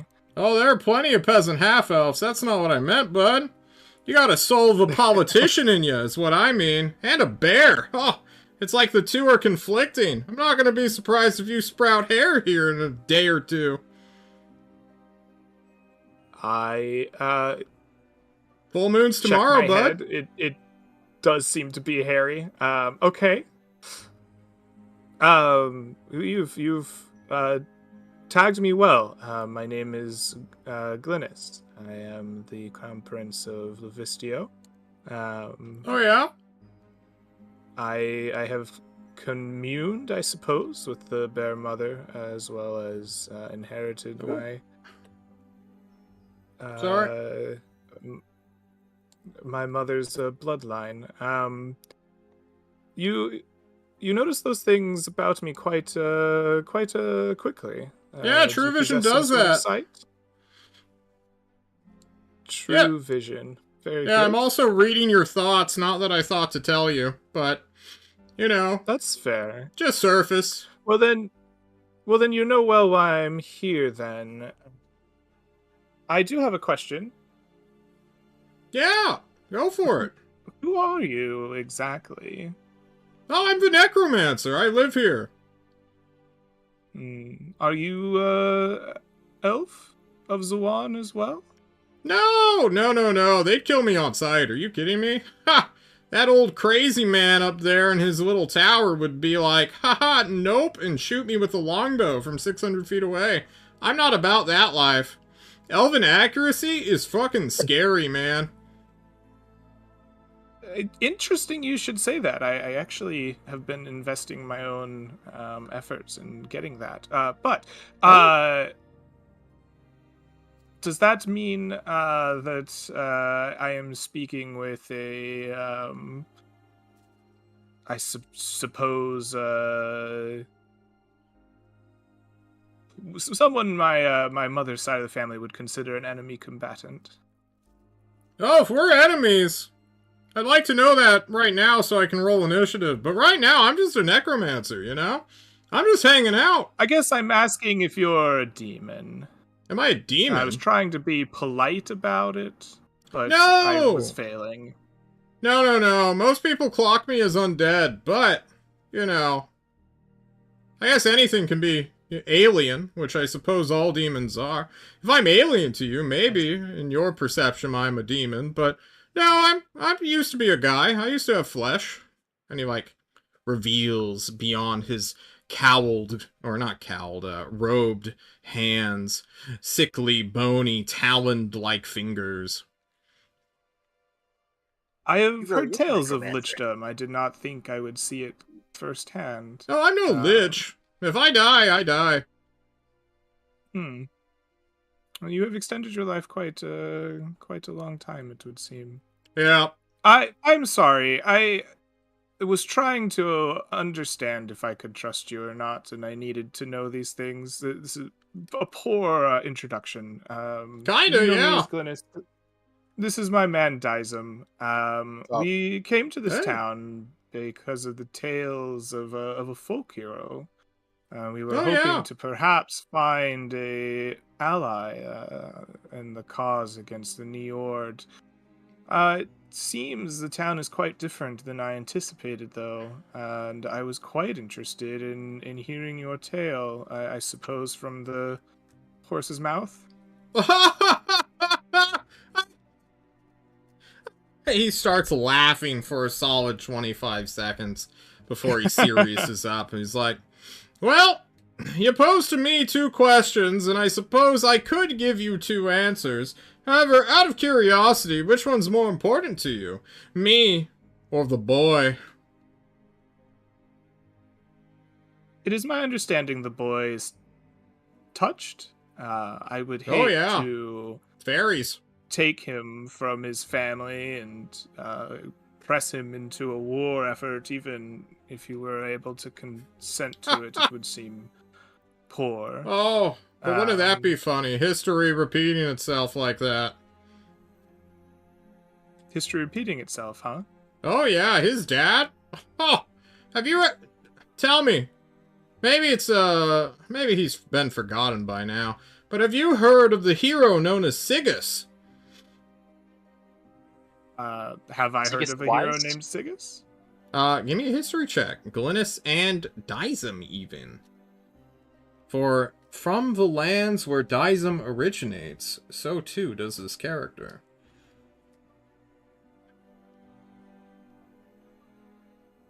Nope. A crisp 2. On a No clue. 13,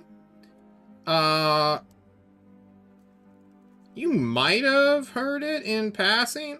I mean, you have vague interest in the occult and demons, and this guy did go missing fighting them, essentially as a mercenary to Zwan. You don't know the details, but you know that there used to be a hero or a fighter adventurer for hire known as Sigus.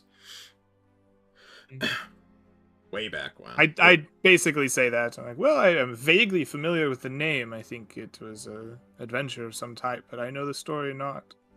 Oh, yeah! What, you want me to tell you it?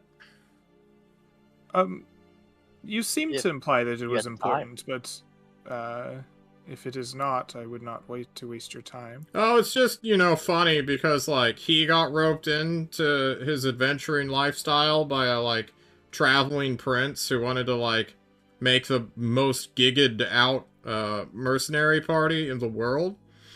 And then See. hubris struck him as he ventured off into the demon plains up, you know, that big old land bridge. He's like, I'm gonna clear it out. And then disaster predictably struck. And Sigus was the only survivor! That is quite impressive. Yeah. Who's this hubris? Why do I keep hearing of him? Oh, the cosmic force, I believe.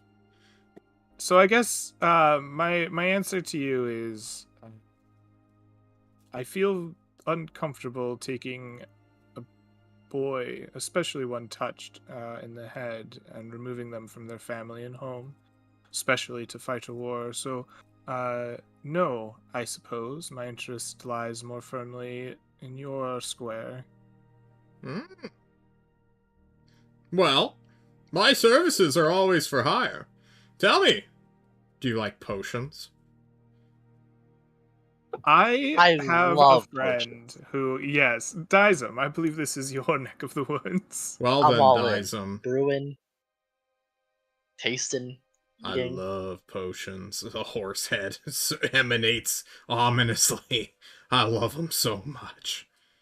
I'm with it. I love potions. Did Brewing you them. know there I'm used to be an freaked out. ancient human kingdom here? It lasted from the Second Age onward until the collapse. Yeah, a dude named Ricardo told me about it somewhat. Said like boars are somehow related to it. Yeah, they had a, like, wizard or warlock or some sort of king who made foul pact with demons and was predictably betrayed. But you know, what is hubris if not getting predictably betrayed over and over again? However, as with most magical people who lived in a world where long rests last a fucking week, he invested heavily in potions and consumables. And I have been trying to, collect the recipes in this region. Is this like a fetch quest? This might be a fetch quest, yeah. It's entirely optional, though, for like a, you know, merchant companion if you want to get meta with it. He tells you. I'll fetch so many potion recipes. Well, let's talk details, like, buddy. I'm with it. He grabs your shoulder, Dizem, and, like, in cahoots, like, brings you out over the table to whisper in your ear away from Glynis. As we transition scenes to Yonsei, Felix, Ursale, and Snefru. Gentlemen, and, well, only Felix is the gentleman of your group, for sure. I reconsider that. Creatures! You head on up to the mansion. You see that the border wall that separates it from the rest of the town is entirely open, if not slightly overgrown. Let's play this, and hopefully it's not super creepy. Just creepy enough. Out of curiosity, what's the party order? Little guy goes first. Yeah. Little guy goes I think first. I'm right behind Snefru. Yeah, and I'm next to him. I think the big scary people should stay in the back. Okay. No, I I'm guess right I'm right behind in the back. Snefru. Yonsei he got is in the kidnapped back. once. We gotta keep an eye. The big scary person in the back, Yonsei. Beyonce is not big or scary. Yeah, but Definitely you're not pushed big. by the big and scary people in the middle. Being bullied. Beyonce's getting bullied, yeah. It feels bad as... Well... God, actually, this is in perfect order then, because Snefru's gonna trigger the trap, but he's gonna be too short to be struck by it. I suppose I want whoever's next to him to roll me a very low dex save of 5, or they're gonna get clipped by a brick on a string. Alright. Trusty brick never fails. Trusty brick. Oh, easy. You see this fucking brick swing out, missing Snefru's head, clipping his, like, hat top, or hat tip, and then, like, on its return swing, you, like, slap it out of the air. Just Is it embarrassing that your hat wasn't big enough to get hit by the brick? Damn. How does that feel Rolling for the wizard? Shade. I swear, it's like he's here. So that's what they meant when they said he's easily frightened. You hear the sound of, like, glass bottles rattle attached as, like, a counterbalance to this brick trap. As you just trip over, or not even trip, you just trigger the shittiest tripwire ever. It's just disguised with, like, grass. It's, like, super obvious after the fact, but you just weren't expecting a stupid brick trap. This is quite literally incredibly childish. However, could hurt someone if they unknowingly walk straight into it.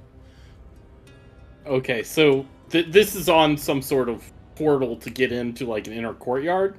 Is that where we are? Yep. Okay, I think I'm going to move past the portal and into the inner courtyard and sit down. Yeah. You take a seat next to the gate. You see that there is a small road up that goes up towards the manor. Essentially having a clear designated, like, walkway that goes up to the top of this hill. You see the hints of, like, a outer structure next to the great big mansion that sort of looms over you, casting you all in a ominous shadow. But as you wait and linger, eventually a creature will appear. I'm gonna give it a stealth roll. And I want you all to make me perception checks real quick. You must beat a 16.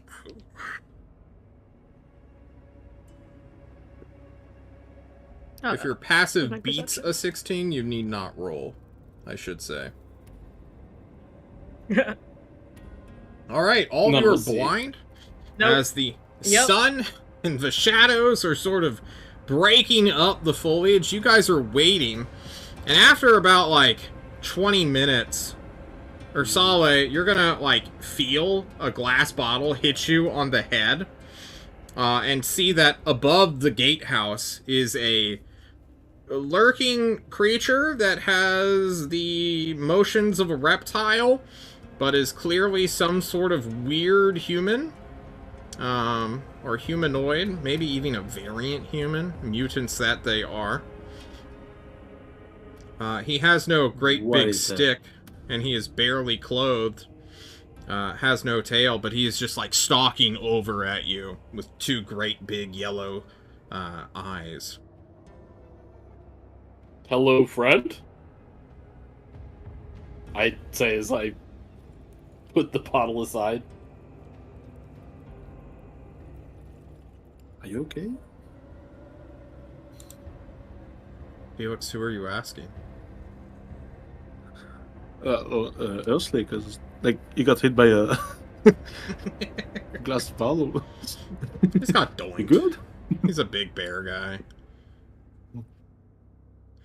This creature says In nothing, panic. just continues to watch you all.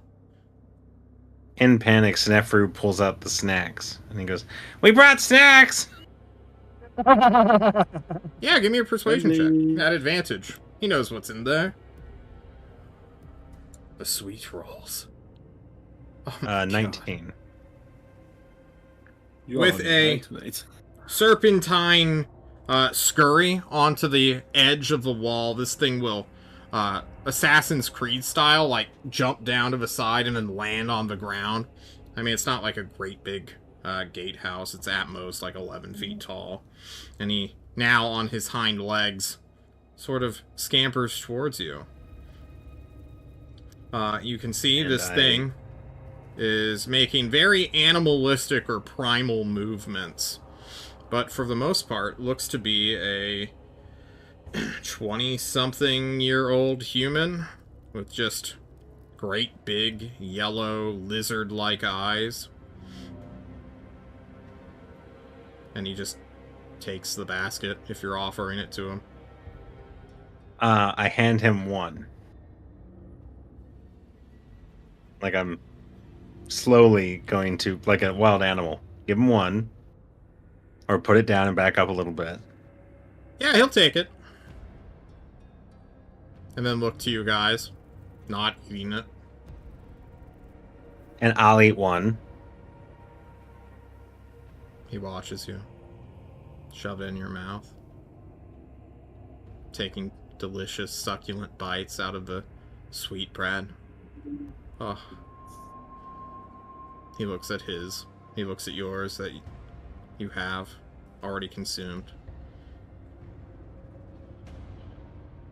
Well, go on. You have my permission. Please enjoy. We brought that because we really wanted to meet you. We've heard big, great things about you.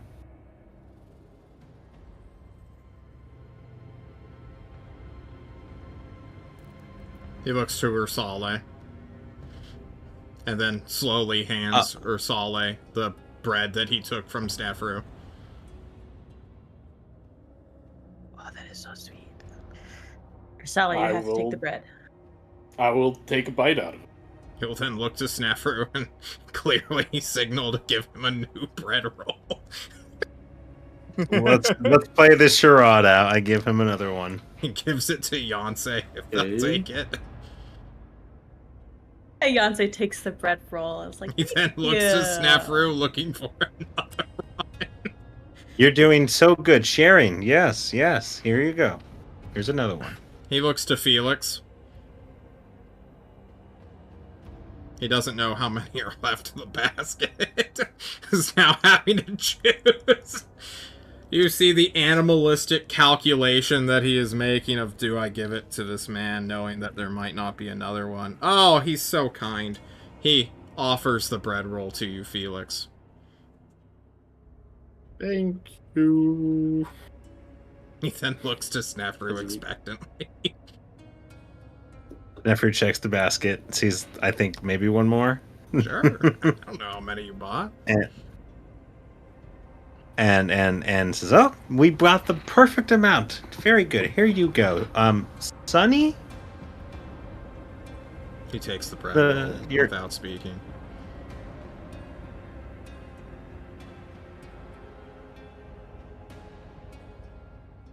Is he carrying that big stick with him? Nope. Okay, just him. Okay. How tall is this gentleman? Like Creature? 6'2" or 3. Okay. He's taller than he is wide. Like Plinky. he clearly dodoes not have Ursale strength, is what I'm signaling. Yeah.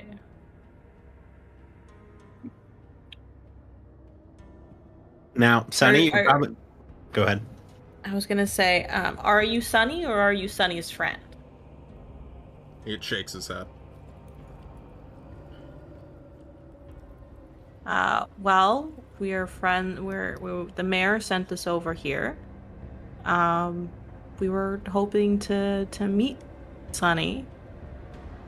And ask just a couple questions for a story that I'm writing. I'm writing a story for people.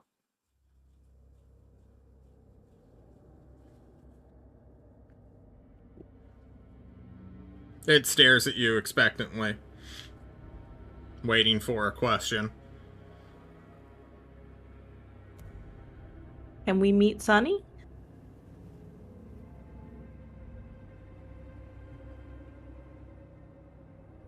It looks left. It looks right.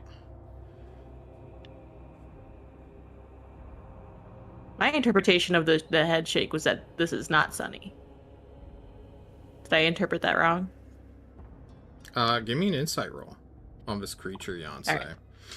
This is the strangest thing or person you've ever met by far. 19. Oh, they've met me. I'm way weirder. Also seen a dragonborn that looks half squiddish. Or rather, less communicative and weird. How about that? Mhm. Linus and Dizem understand human speech, but this thing seems to be confused. When you ask him to speak with Sunny, it doesn't know how to respond to you, Yancey, for you are speaking with them already. Oh, got you. Okay. All right. I understand. I misunderstood the head shake. Fair. Okay. Then I guess Yancey will... oh, I'm sorry. I didn't understand you. I should have paid better attention to what you were telling me. Hi, Sunny. It raises So a small hand that's Sunny. in greeting. My name is B. Yancey. And I just wanted to meet you because it seems like you're very special and extraordinary.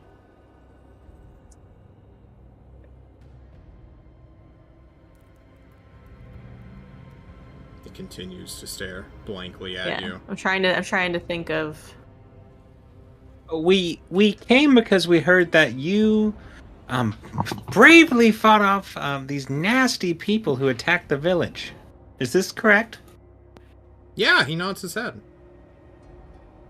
Oh, fantastic! And you, the story goes that you took a big stick and you, for lack of a better word, dunked a princess.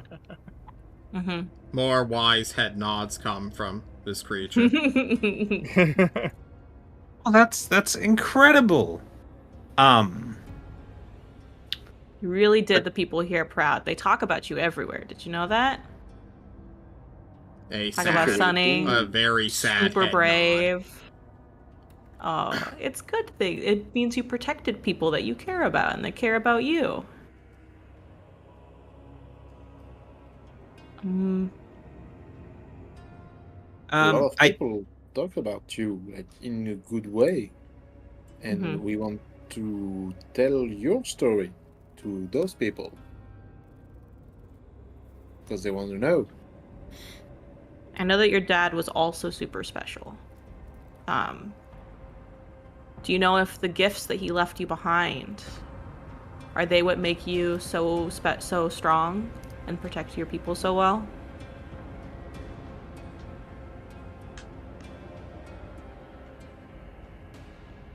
John has to think for a moment.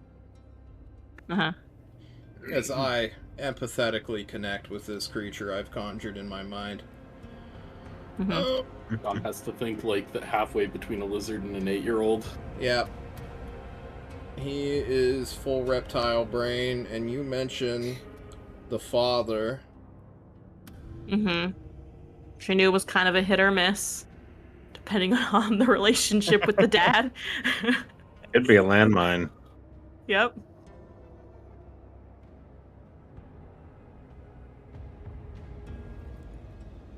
He kind of just stares at you blankly in confusion. Okay. I think there's too much insinuation happening for him to truly comprehend what you're wanting him to talk about. Okay.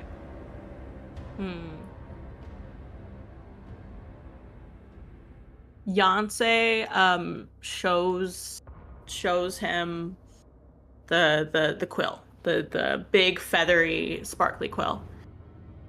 And I say, "This is how I protect people. Do you have something that you use to protect people?"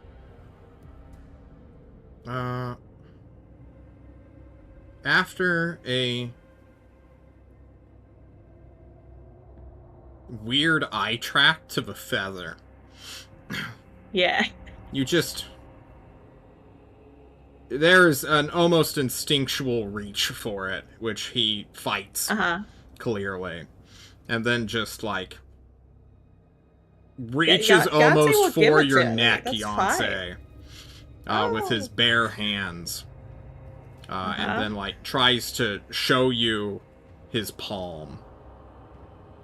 Which you can see is quite weathered and more muscular than what you would have expected. You've seen, you know, people with soft hands and people who worked in the field. But this guy looks like he is constantly almost in a death grip on something that has just completely torn his hands open over and over for many years. That's and so it, like, sad. points to its palm. Can Yonsei like goes like touch his palm a little bit and then like looks at Sunny like, can I? Yeah. Okay. Feels like... Is it just on the? How many times have you touched Daizum? How many times does Yonsei hold Daizum's hand? Yeah. Have Yonsei's you, like, very physically... touchy-feely. Yeah, have you touched Yonsei's Daizum? a very tactile person. So they've definitely like touched, like jumped on Daizum, grabbed Daizum, like We've all been touched by Yonsei. everyone's been touched by Yonsei. Yonsei, this is very close. Yonsei touches everyone. This is very close to how Daizum has, like, leathery, almost scaly skin. His is just in the shape of human flesh. Yeah. Is there, like, an outline? Does it look like, you know, how if you hold something for long, like, you get calluses in, like, certain areas? Does it look like... Yeah. His hand is covered in them. Okay. Alright. Okay, Yonsei will ask, does it hurt? No. Okay. Do you still want to keep doing this? Maybe that's too much. Can I see? He doesn't understand. Okay. Yancey takes the quill again and gives it to him. He puts it in his mouth to eat it.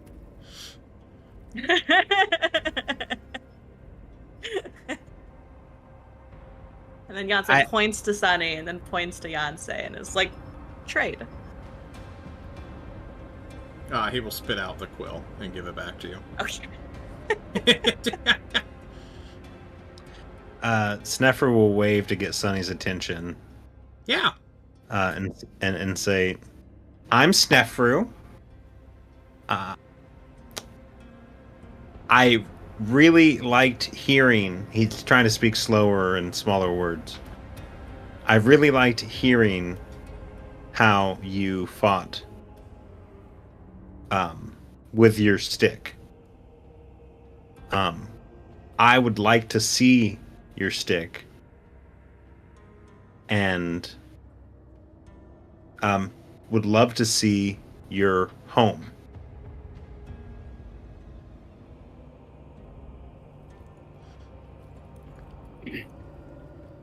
Yeah. Snefru, this creature will break away from Yancey, and come towards you and kneel down to pick you up physically as though you were a baby so that he could carry you into his house. Oh, no, bad, Sonny, bad, no. I mean, Don't yell at him. He will immediately retreat he's as you going shout to no, don't touch him, and back the hell away from you immediately, realizing he is erred in some way. It's okay, Sonny. I would follow you. Please lead, and we will follow you. He will begin Pick to me up. lead as directed. Upsies. Ursale, Felix, you two have been awfully quiet. Are you just playing the bodyguard to the caster meme? Or what? Kinda. well, I mean, I'm awfully scared of like saying the wrong word, so I'm trying to speak as less as possible. I think I could do a fine job of interacting with this creature, but I see it seems that they have it well in check, so no reason to confuse them. Please step in. This guy is terrifying. He's fine. That's specifically His poor why. hand is all scarred up. That's I'm specifically so why we're not fine. stepping in. It's because he is terrifying. Yancey just wants to give him a hug. You guys I mean, enter you could. this nice little mansion that used to be really rich and well-maintained. There are many an antique and honestly more technology than you would expect. Like, there's a full, like, grandfather clock that is entirely unfunctional, but, like, is maintained. The interior looks like someone has picked up, but doesn't actually know how to clean. Like, there's dust in corners. No sweeping has gone off, but, like, windows have been opened to sort of displace the dust smell. This guy who lives alone that doesn't really know how to maintain himself, except for, like, his one article of clothing, will lead you into his incredibly nice, wealthy house that he should probably not be allowed to own for his own safety. And will take you into what is probably his private room, where you will find a great big coat, like a traveler's coat, or it almost reminds you of the Undertaker's coat, like a heavy duster, almost. Which is sitting right next to a great big quarterstaff, I suppose? Or it's longer than a quarterstaff. It's like a big-ass walking stick made out of, like, metal and embossed on the edges with a two caps that seem to be made out of bronze or brass. It is hexagonal, so this pole has like 8 sides where one can like get traction on it, rather than just like have a slippery metal pole they hold on to. It looks quite expensive, though there is no like arcane etchings or runic symbols that signal it is a magical weapon. Just a big ol' stick and a big ol' hunk of metal, really. There is Gilly also should have met this person. sort of sitting on top of this coat rack is a pair of goggles that seem to hold some sort of like significance to him, for as soon as you enter the room he like takes them and like carefully pockets them so you guys can't see or touch them. Aside from that, he has a simple bed that has been made, which he has down. He knows how to make a bed, but it's still the same problem of he doesn't truly know how to clean, or doesn't see a point in cleaning deeply. And he gestures to the stick and the coat. Yancey, I believe, can look at this stick and recognize this as a weapon that Gilly uses, correct? I use a longsword. That's okay, maybe not. Maybe not. I forgot that you don't use a typical monk weapon. I mean, it's a Kensei weapon, yeah. I guess we can He like stabs talk to people. him. While Does- Snifru could look Does at Yancey the know stick. any of like the stances that Gilly does to channel his ki? Probably. She's I mean, I practice them all the time. I'm really annoying about it. Yeah. Like in the He does morning, it on his he'll be horse. up at the Like, crack of on fucking him. dawn. holding demonic And spirits. Yancey Beyonce loves like- to pretend to be Gilly, so yeah. You start like making alright. the motions of like channeling ki, and it just Yeah, stares yeah. at you blankly and like, what? What are you like? Actual confusion. No? Like, are Okay. we dancing Alright. now? Is this what? Not that type of key, maybe. Sonny, Maybe can I different. look at your stick? Can I walk over and look at it? Don't know. I'm a child. Sorry. Sonny nods his head. You can. Thank you, Sonny. And I'd like to go look at this stick. While you are doing that, his eyes are just fully on you, ignoring everyone else in the party, as if he wants to know what you're doing. As you look at the stick. I'll explain. If I see him like carefully observing me, I'll talk him through how I'm checking it. Like, oh, I'm seeing if there's any magical formulas etched into this metal, what metal it's made. Like, I'll talk him through it. He might not understand all of it, or most of it. Yeah. I'll try to appear as friendly as possible while he does that, just as a way to like show that there is no stress, to have like everything is cool. We're not trying to do anything. Just Yeah, this is my friend Felix. He's a great fighter. Yancey And- will like draw out a picture of Snefru looking like a fucking nerd and show it to Sunny. Like a I am a- fixating child, he is still fully focused on Snefru, ignoring Felix and Yancey, because he wants to Damn. know. Not appreciating the art. Snefru. That's totally fine. That's He okay. wants to at know every if you appreciate the stick like he does.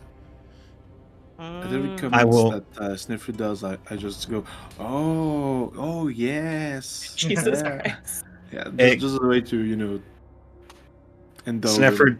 Sneffer tries to pick up the stick. As you do, he helps you, holding on to the top bit. Which is for good reason, for it weighs at least 45 pounds. This thing is a chonker. It is a full-blown weight to you, Snefru, as he helps you lift it, being clear motion to the inspection. Wow, this is solid. I thought it might be hollow. It's incredible. You could wield this. That's incredible, Sonny. He nods. You're very, very strong. Can I feel your arm? Yeah, he flexes. He maybe has like 10 to 12 strength. Oh. Just by muscle mass I have a higher. alone. Beyonce's gonna look at Okay. the cloak. It is a coat. Do I notice not a anything- Cloak. It could essentially act as leather armor, if one was to button it okay. open. Okay. And it looks like it fits him, or maybe it's a little bigger? It's considerably bigger. Okay. That's good. Got you. Yes. So I'll check and see if the stick has any magical properties, just to be thorough. Yeah. Are you gonna throw a spell at me? Or do you I just could wanna throw identify eyeball at it? you. Yeah, if you want. I'll throw the identify spell at you, Yeah, throw me the identify spell. You bust out and the pearl. I'll say, Sonny, I bust out the pearl. Finish your thing. Oh, bust out the pearl and be a nerd. Just this is what Beyonce meant. I'm checking to see if your stick has any latent magical abilities. Yeah. I'm gonna let you roll Arcana at advantage here. Coming up. For although this thing has no magical properties in of itself, you can tell that this is 1/2, or maybe even 3/4 of a magical item. Obviously, this thing has had so much detail and effort put into it. You see no runes or magical letterings or activational things, but it is clearly dwarven or even gnomish make.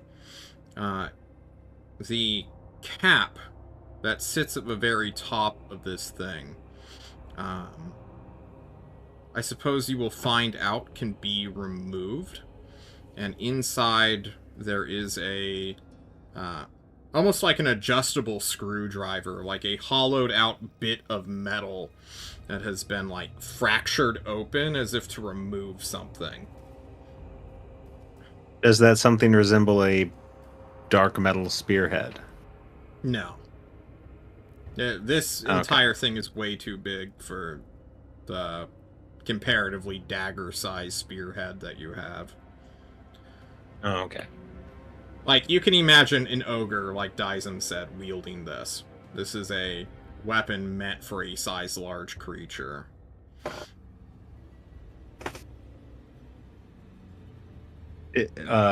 Okay. But not latently magic, just most of what could be a magic weapon. Yes. Or a special weapon. Okay. If we want to proceed with trying to recruit this creature, I guess we should go down the martial path. Hin shaking her head. Does Beyonce think it's a bad idea to recruit this guy? Could be a valuable asset. Sneffer's just thinking about collecting people for the prince. Mm-hmm. I think, as an individual, Sonny does not want to fight. Well, He did dunk on Sonny. the princess, though. Sonny. He did, because she came to him. Sonny, you took care of the mean people that attacked. Did you have fun doing that? It doesn't understand. Did you want? You like fighting? 2 questions were posed. And it does not know how to I was answer. gonna let Felix. Do you like fighting, punching, crushing?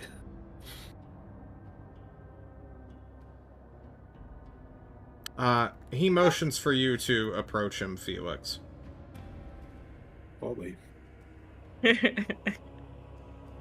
I'll stay alert, but yeah, okay.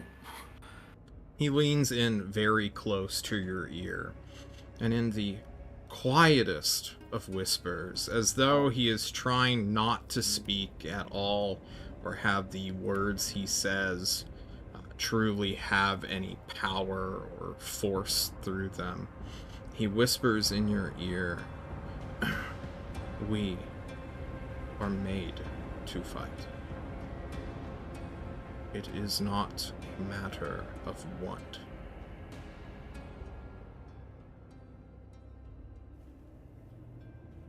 And as you hear "we" and sort of lock eyes with him, he does not mean like the universal "we," as in like he and his subspecies or variant humans. He means like you and him. And almost like a strange animal with too much energy and tense from just this act of speaking, he will back away from you. Okay. Beyonce is like, you don't like the Njords. There'll be like a visible change on Felix's face, because this just giving the information that he's not talking to a man, child, or a beast, but to someone that's very conscious of what they are and what he is. So yeah, I'll just turn to the other and say, I think we should, like, not mentioning, of course, what was in question, as to not startle a friend, but you know what I'm talking about. I think we should. We should introduce him to our mutual friend who's likes fighting. I do think it would be a great opportunity to meet this other friend. Okay. What do you think, Yonsei? I think our friend Glynis and Sunny here would get along quite well.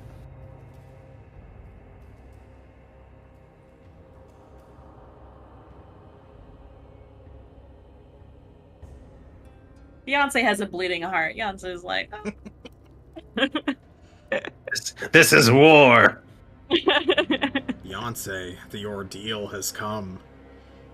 Oh God, yeah. Why is it up to Beyonce? Shouldn't be up to Beyonce.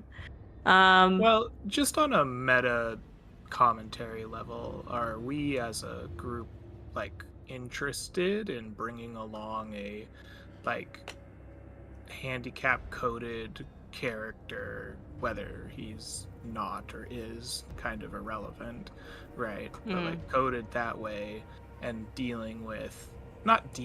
but like adding that element to our group and our role play going forward, right? I mean, Well, this is one of two things in my mind. Either he wants to stay here and only uses the fighting as a means of making sure things stay the same, i.e., current freedom of this township, and didn't like this princess coming into, or really, really, really wants to fight more and can't fight more because this place is too calm and chill, and would do better in an environment that introduces them to more combat. So the very rare like introduction to a more violent environment. Being it's like, is he beneficial. shaking at the seams to go do something else, or is he shaking at the seams because he doesn't like the disruption to the normal, And that's kind of the question that Yonsei is trying to find out a way to find the answer to.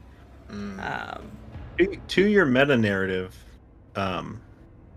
it need not be someone. I mean, you collect people. He might be put in Camp Dingo. He could be marshaled with forces in some other part of Livistios. He could be one of your rare retinue that we don't have to micromanage. That's fair. I don't think it implies that he will follow us everywhere. But If I'm forced to choose between Lizard Man or Mr. Bones, I'm gonna choose Mr. Bones. Mr. Bounce is great. 'Cause he was an Remember the upbeat dude. necromancer? Well, Necroprancer? Why don't And we we have? call it here for now, since we have reached 9 o'clock, just a little bit, after. We're gonna... Well, I'm going to go and start calculating experience for things you have discovered. This spear, this kingdom, this land, and, of course, this potential relationship in which we can foster. While I do that, why don't we discuss about our good old party here? If anyone deserves any points of reputation. I think the obvious one is Galenus with the spearhead and what that might look like. Oh. Microdosing demonic energy. Isn't that like the forces of evil? I mean, yeah. I don't know. Is the infernal plane a thing that exists in John's world? Probably not, right? So it's if he implies infernal energy as being the like demons from the north, then like it's probably evil, yeah. Very ambitious. Yeah, That's some ambition. Either that or tyrannic, I guess, like a tyrant, because Yeah, he hasn't used it to control anyone yet. He's using it to up himself up. You know, like let me do like crazy training montage with this demonic. Like it's like when someone like who's like really into health goes on that weird diet, and you're just like, yes, okay. I mean, I guess drinking breast milk might like boost your muscle mass or something, or whatever weird diet it is you're doing. But out of everything, and I'm here to support you, man. But I am judging you a little. It's definitely ambition. Yeah, absolutely. Glennis gets ambition for sure. To microdose demonic energy. Sounds good. Mm-hmm. Oh.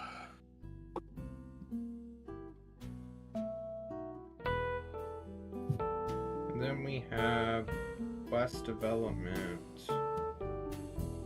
I think Felix should have the rest of the conversation with Sunny. That's what I think. Fair. I think they should smash their heads together and For quest. say beefed up words. Hello. So I actually need to question you guys before I give you any more experience than what I've currently written down. Good old horseman, the necromancer, is going to give you guys a quest that I'm not sure you wish to start. So I need to ask, how does the idea of sounding of looking for a potion recipe to get this man's favor or creature's favor sound? I feel personally that it would be something I'd be happy to be like say yes to, but like circle back to, right? Like we have a war to fight, right? Uh-huh. Yeah. Like I don't know how long we have, I guess is my. If it doesn't take us like longer than a day, I feel like yeah. If it's like shorter, I think from a political perspective, having the favor of the Necroprancer and potentially having Sunny being like, yeah, I'm gonna fucking fight people, is like a good thing to have at a free settlement to ensure that they're not overtaken by Njord and are turned around to be fighting against us in like 6 months. So, and I think if they both stay here, you have the opportunity of having a potential fort in the future here. Some kind of ally. Yeah.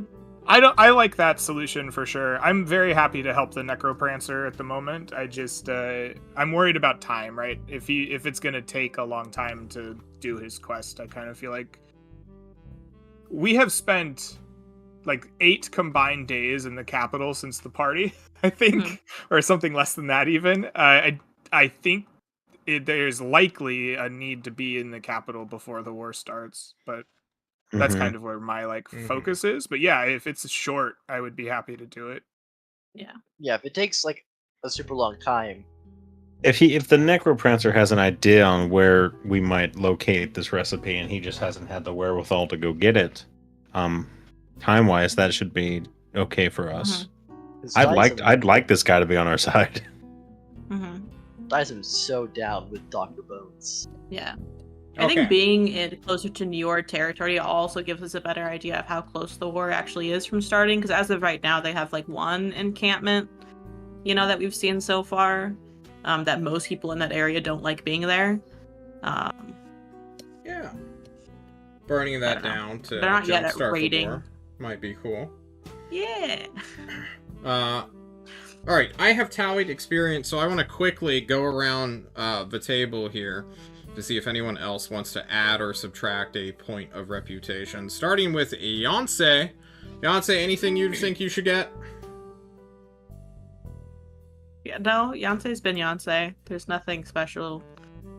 Ambition for Yonsei? I kind of like ambition. You introduced yourself as a playwright and told everyone you were going to write a story to make them famous. I don't know. If ambition is a mark of your aspirations to be well known and famous bard, right? Which I think is in your character's purview. That you took a step towards that in, the Goonies, but still a step. I mean, it's not a big step because Yonsei's goal is not to become a playwright. Yonsei is going to become a comedian. And the things have been way too serious for comedy. Fair. The best place for comedy, though. Yeah, I will accept that. But the moniker Beyonce will survive. That'll continue. However, will present for Yonsei another option, which is potentially negating that 1 point of ambition. For you are actually showing softness in front of your party members for once.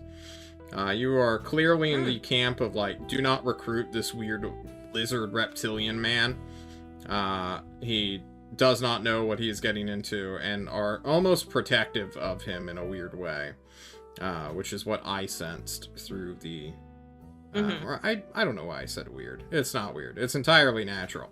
It's a natural thing, but it also is against the party objective of recruit strong entities to fight in the name of the prince.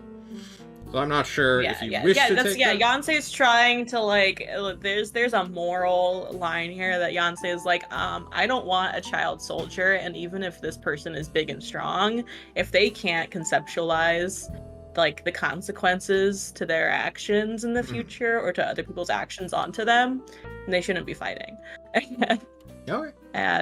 But it's hard to figure out what level of we are in a morally dubious area by design, which I wish to speak to the table about after the session here.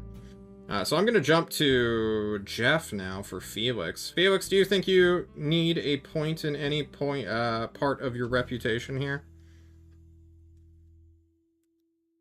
Well, I suppose civility would be the best one. In the sense that I'm following a lot of orders that I don't really like. Very true. Putting up with a lot of shit right now. You have seen something Glynis has done that you personally disagree with, but have decided to keep your mouth shut because you know your plays.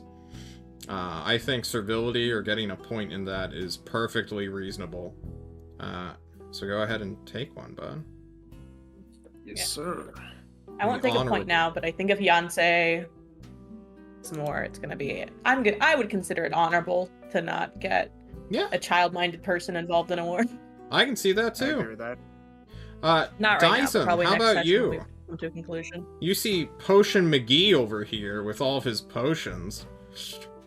I see. I converted someone today. True. You definitely converted. You have a. You have one follower. A follower, yeah. Gary the Road Warden doesn't know anything about your religion, but he's about it. You know? But he's with it. That's what matters. I got us out of that situation. Hey, by what getting Dyson someone really needs in. are men of action, you know? Be the wave if you want Gary to be the in Road the Warden world. is gonna like. We're gonna come back to this place after the war, and we're gonna hear tales of Gary the Undertow.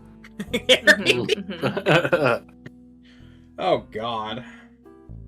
I mean, really, if Gary wants to be closer to his new god, he should join up with the pirates that we just recruited and Be on the water. yeah, return people to the water, man. Return them to mom. Send mommy some gifts. That's a smash for Dyson, absolutely. That's what he's all Yeah. about. Uh-huh. I'm with Dyson. Bones McGee. I converted people. I'm having a blast. Adam's having like the best week of his life. How does that translate into a reputation point? Just enjoyment? Add +1 to enjoyment?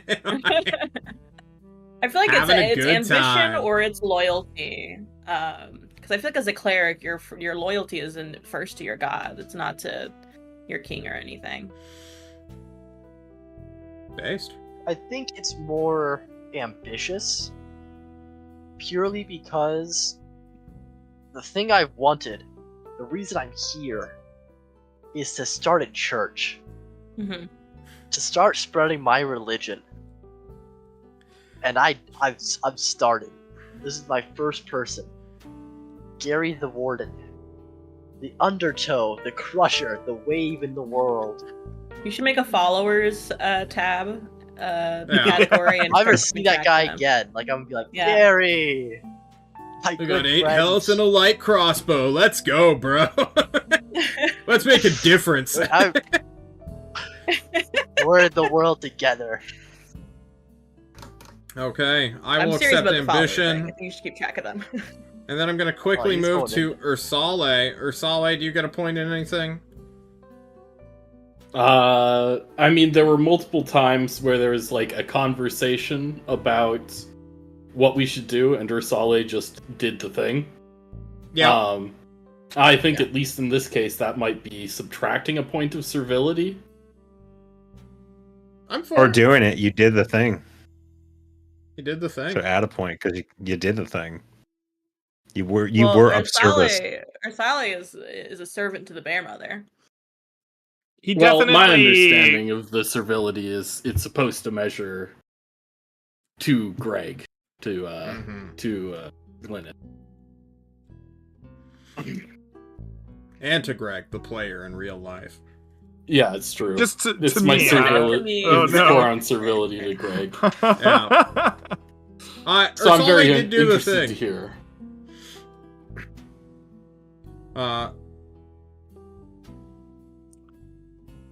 Warren gained +1 servility for playing Quillboars at one time. I kept throwing them at you when you were upset about it. I considered subtracting a Cheers. point of honor from you for some reason, but that was like I don't even remember why. So I'm gonna ignore it and say, add or subtract a point of servility if you did the thing rather than out of your own volition, just to get the party moving, or add it if it was because Glenn has told you to. It's up to you, I suppose. Finally, Snefru, my boy, my beautiful boy, who is all about the ambition. Is it not clear? Get the reptile man on team, bro! That seems clear as day to me. Or lose point of honor because I don't care if this guy is mentally defunct. He's probably gonna die on the war. Let's put this stick in his hand and point at Njord.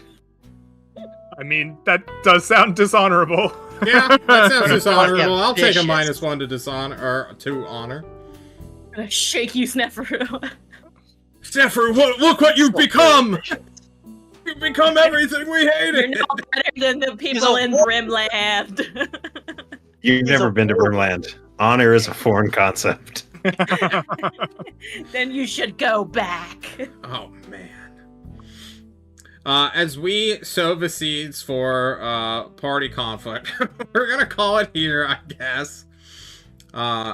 Everybody, thank you so much for watching and playing today. I had a blast, like always, and hopefully we all had fun. Any last shout-outs you guys want to make before we head on out? I am ready to get on Mr. Bones' wild ride. We love Mr. Bones. Bones McGee, as he's apparently known now as, or the Necroprancer. The Necroprancer was a glorious Necroprancer. shout. If Yeah, I could that's get this so guy to come good. with us and make potions, just on the go. I'm going to shout out to John's upcoming garden stream. God, Coming soon. Really. If I had the internet, like, I would do it, man. Honestly, it's just, I'm trying to get fiber out here, and I don't know if that's going to be possible. Honestly, I'm hoping. Shout out to John's GoFundMe for fiber. I'm pretty sure plants are full of it. So Oh, go check those out. Red, subtract a level. However, everybody, please take home. I believe it's a flat 400 today. 400 experience points. 400, thou sayest. Thou So hundred. close. All right, that'll be it for us. You guys have a lovely night, and as always, stay sweaty in summer. Peace out, guys. Bye.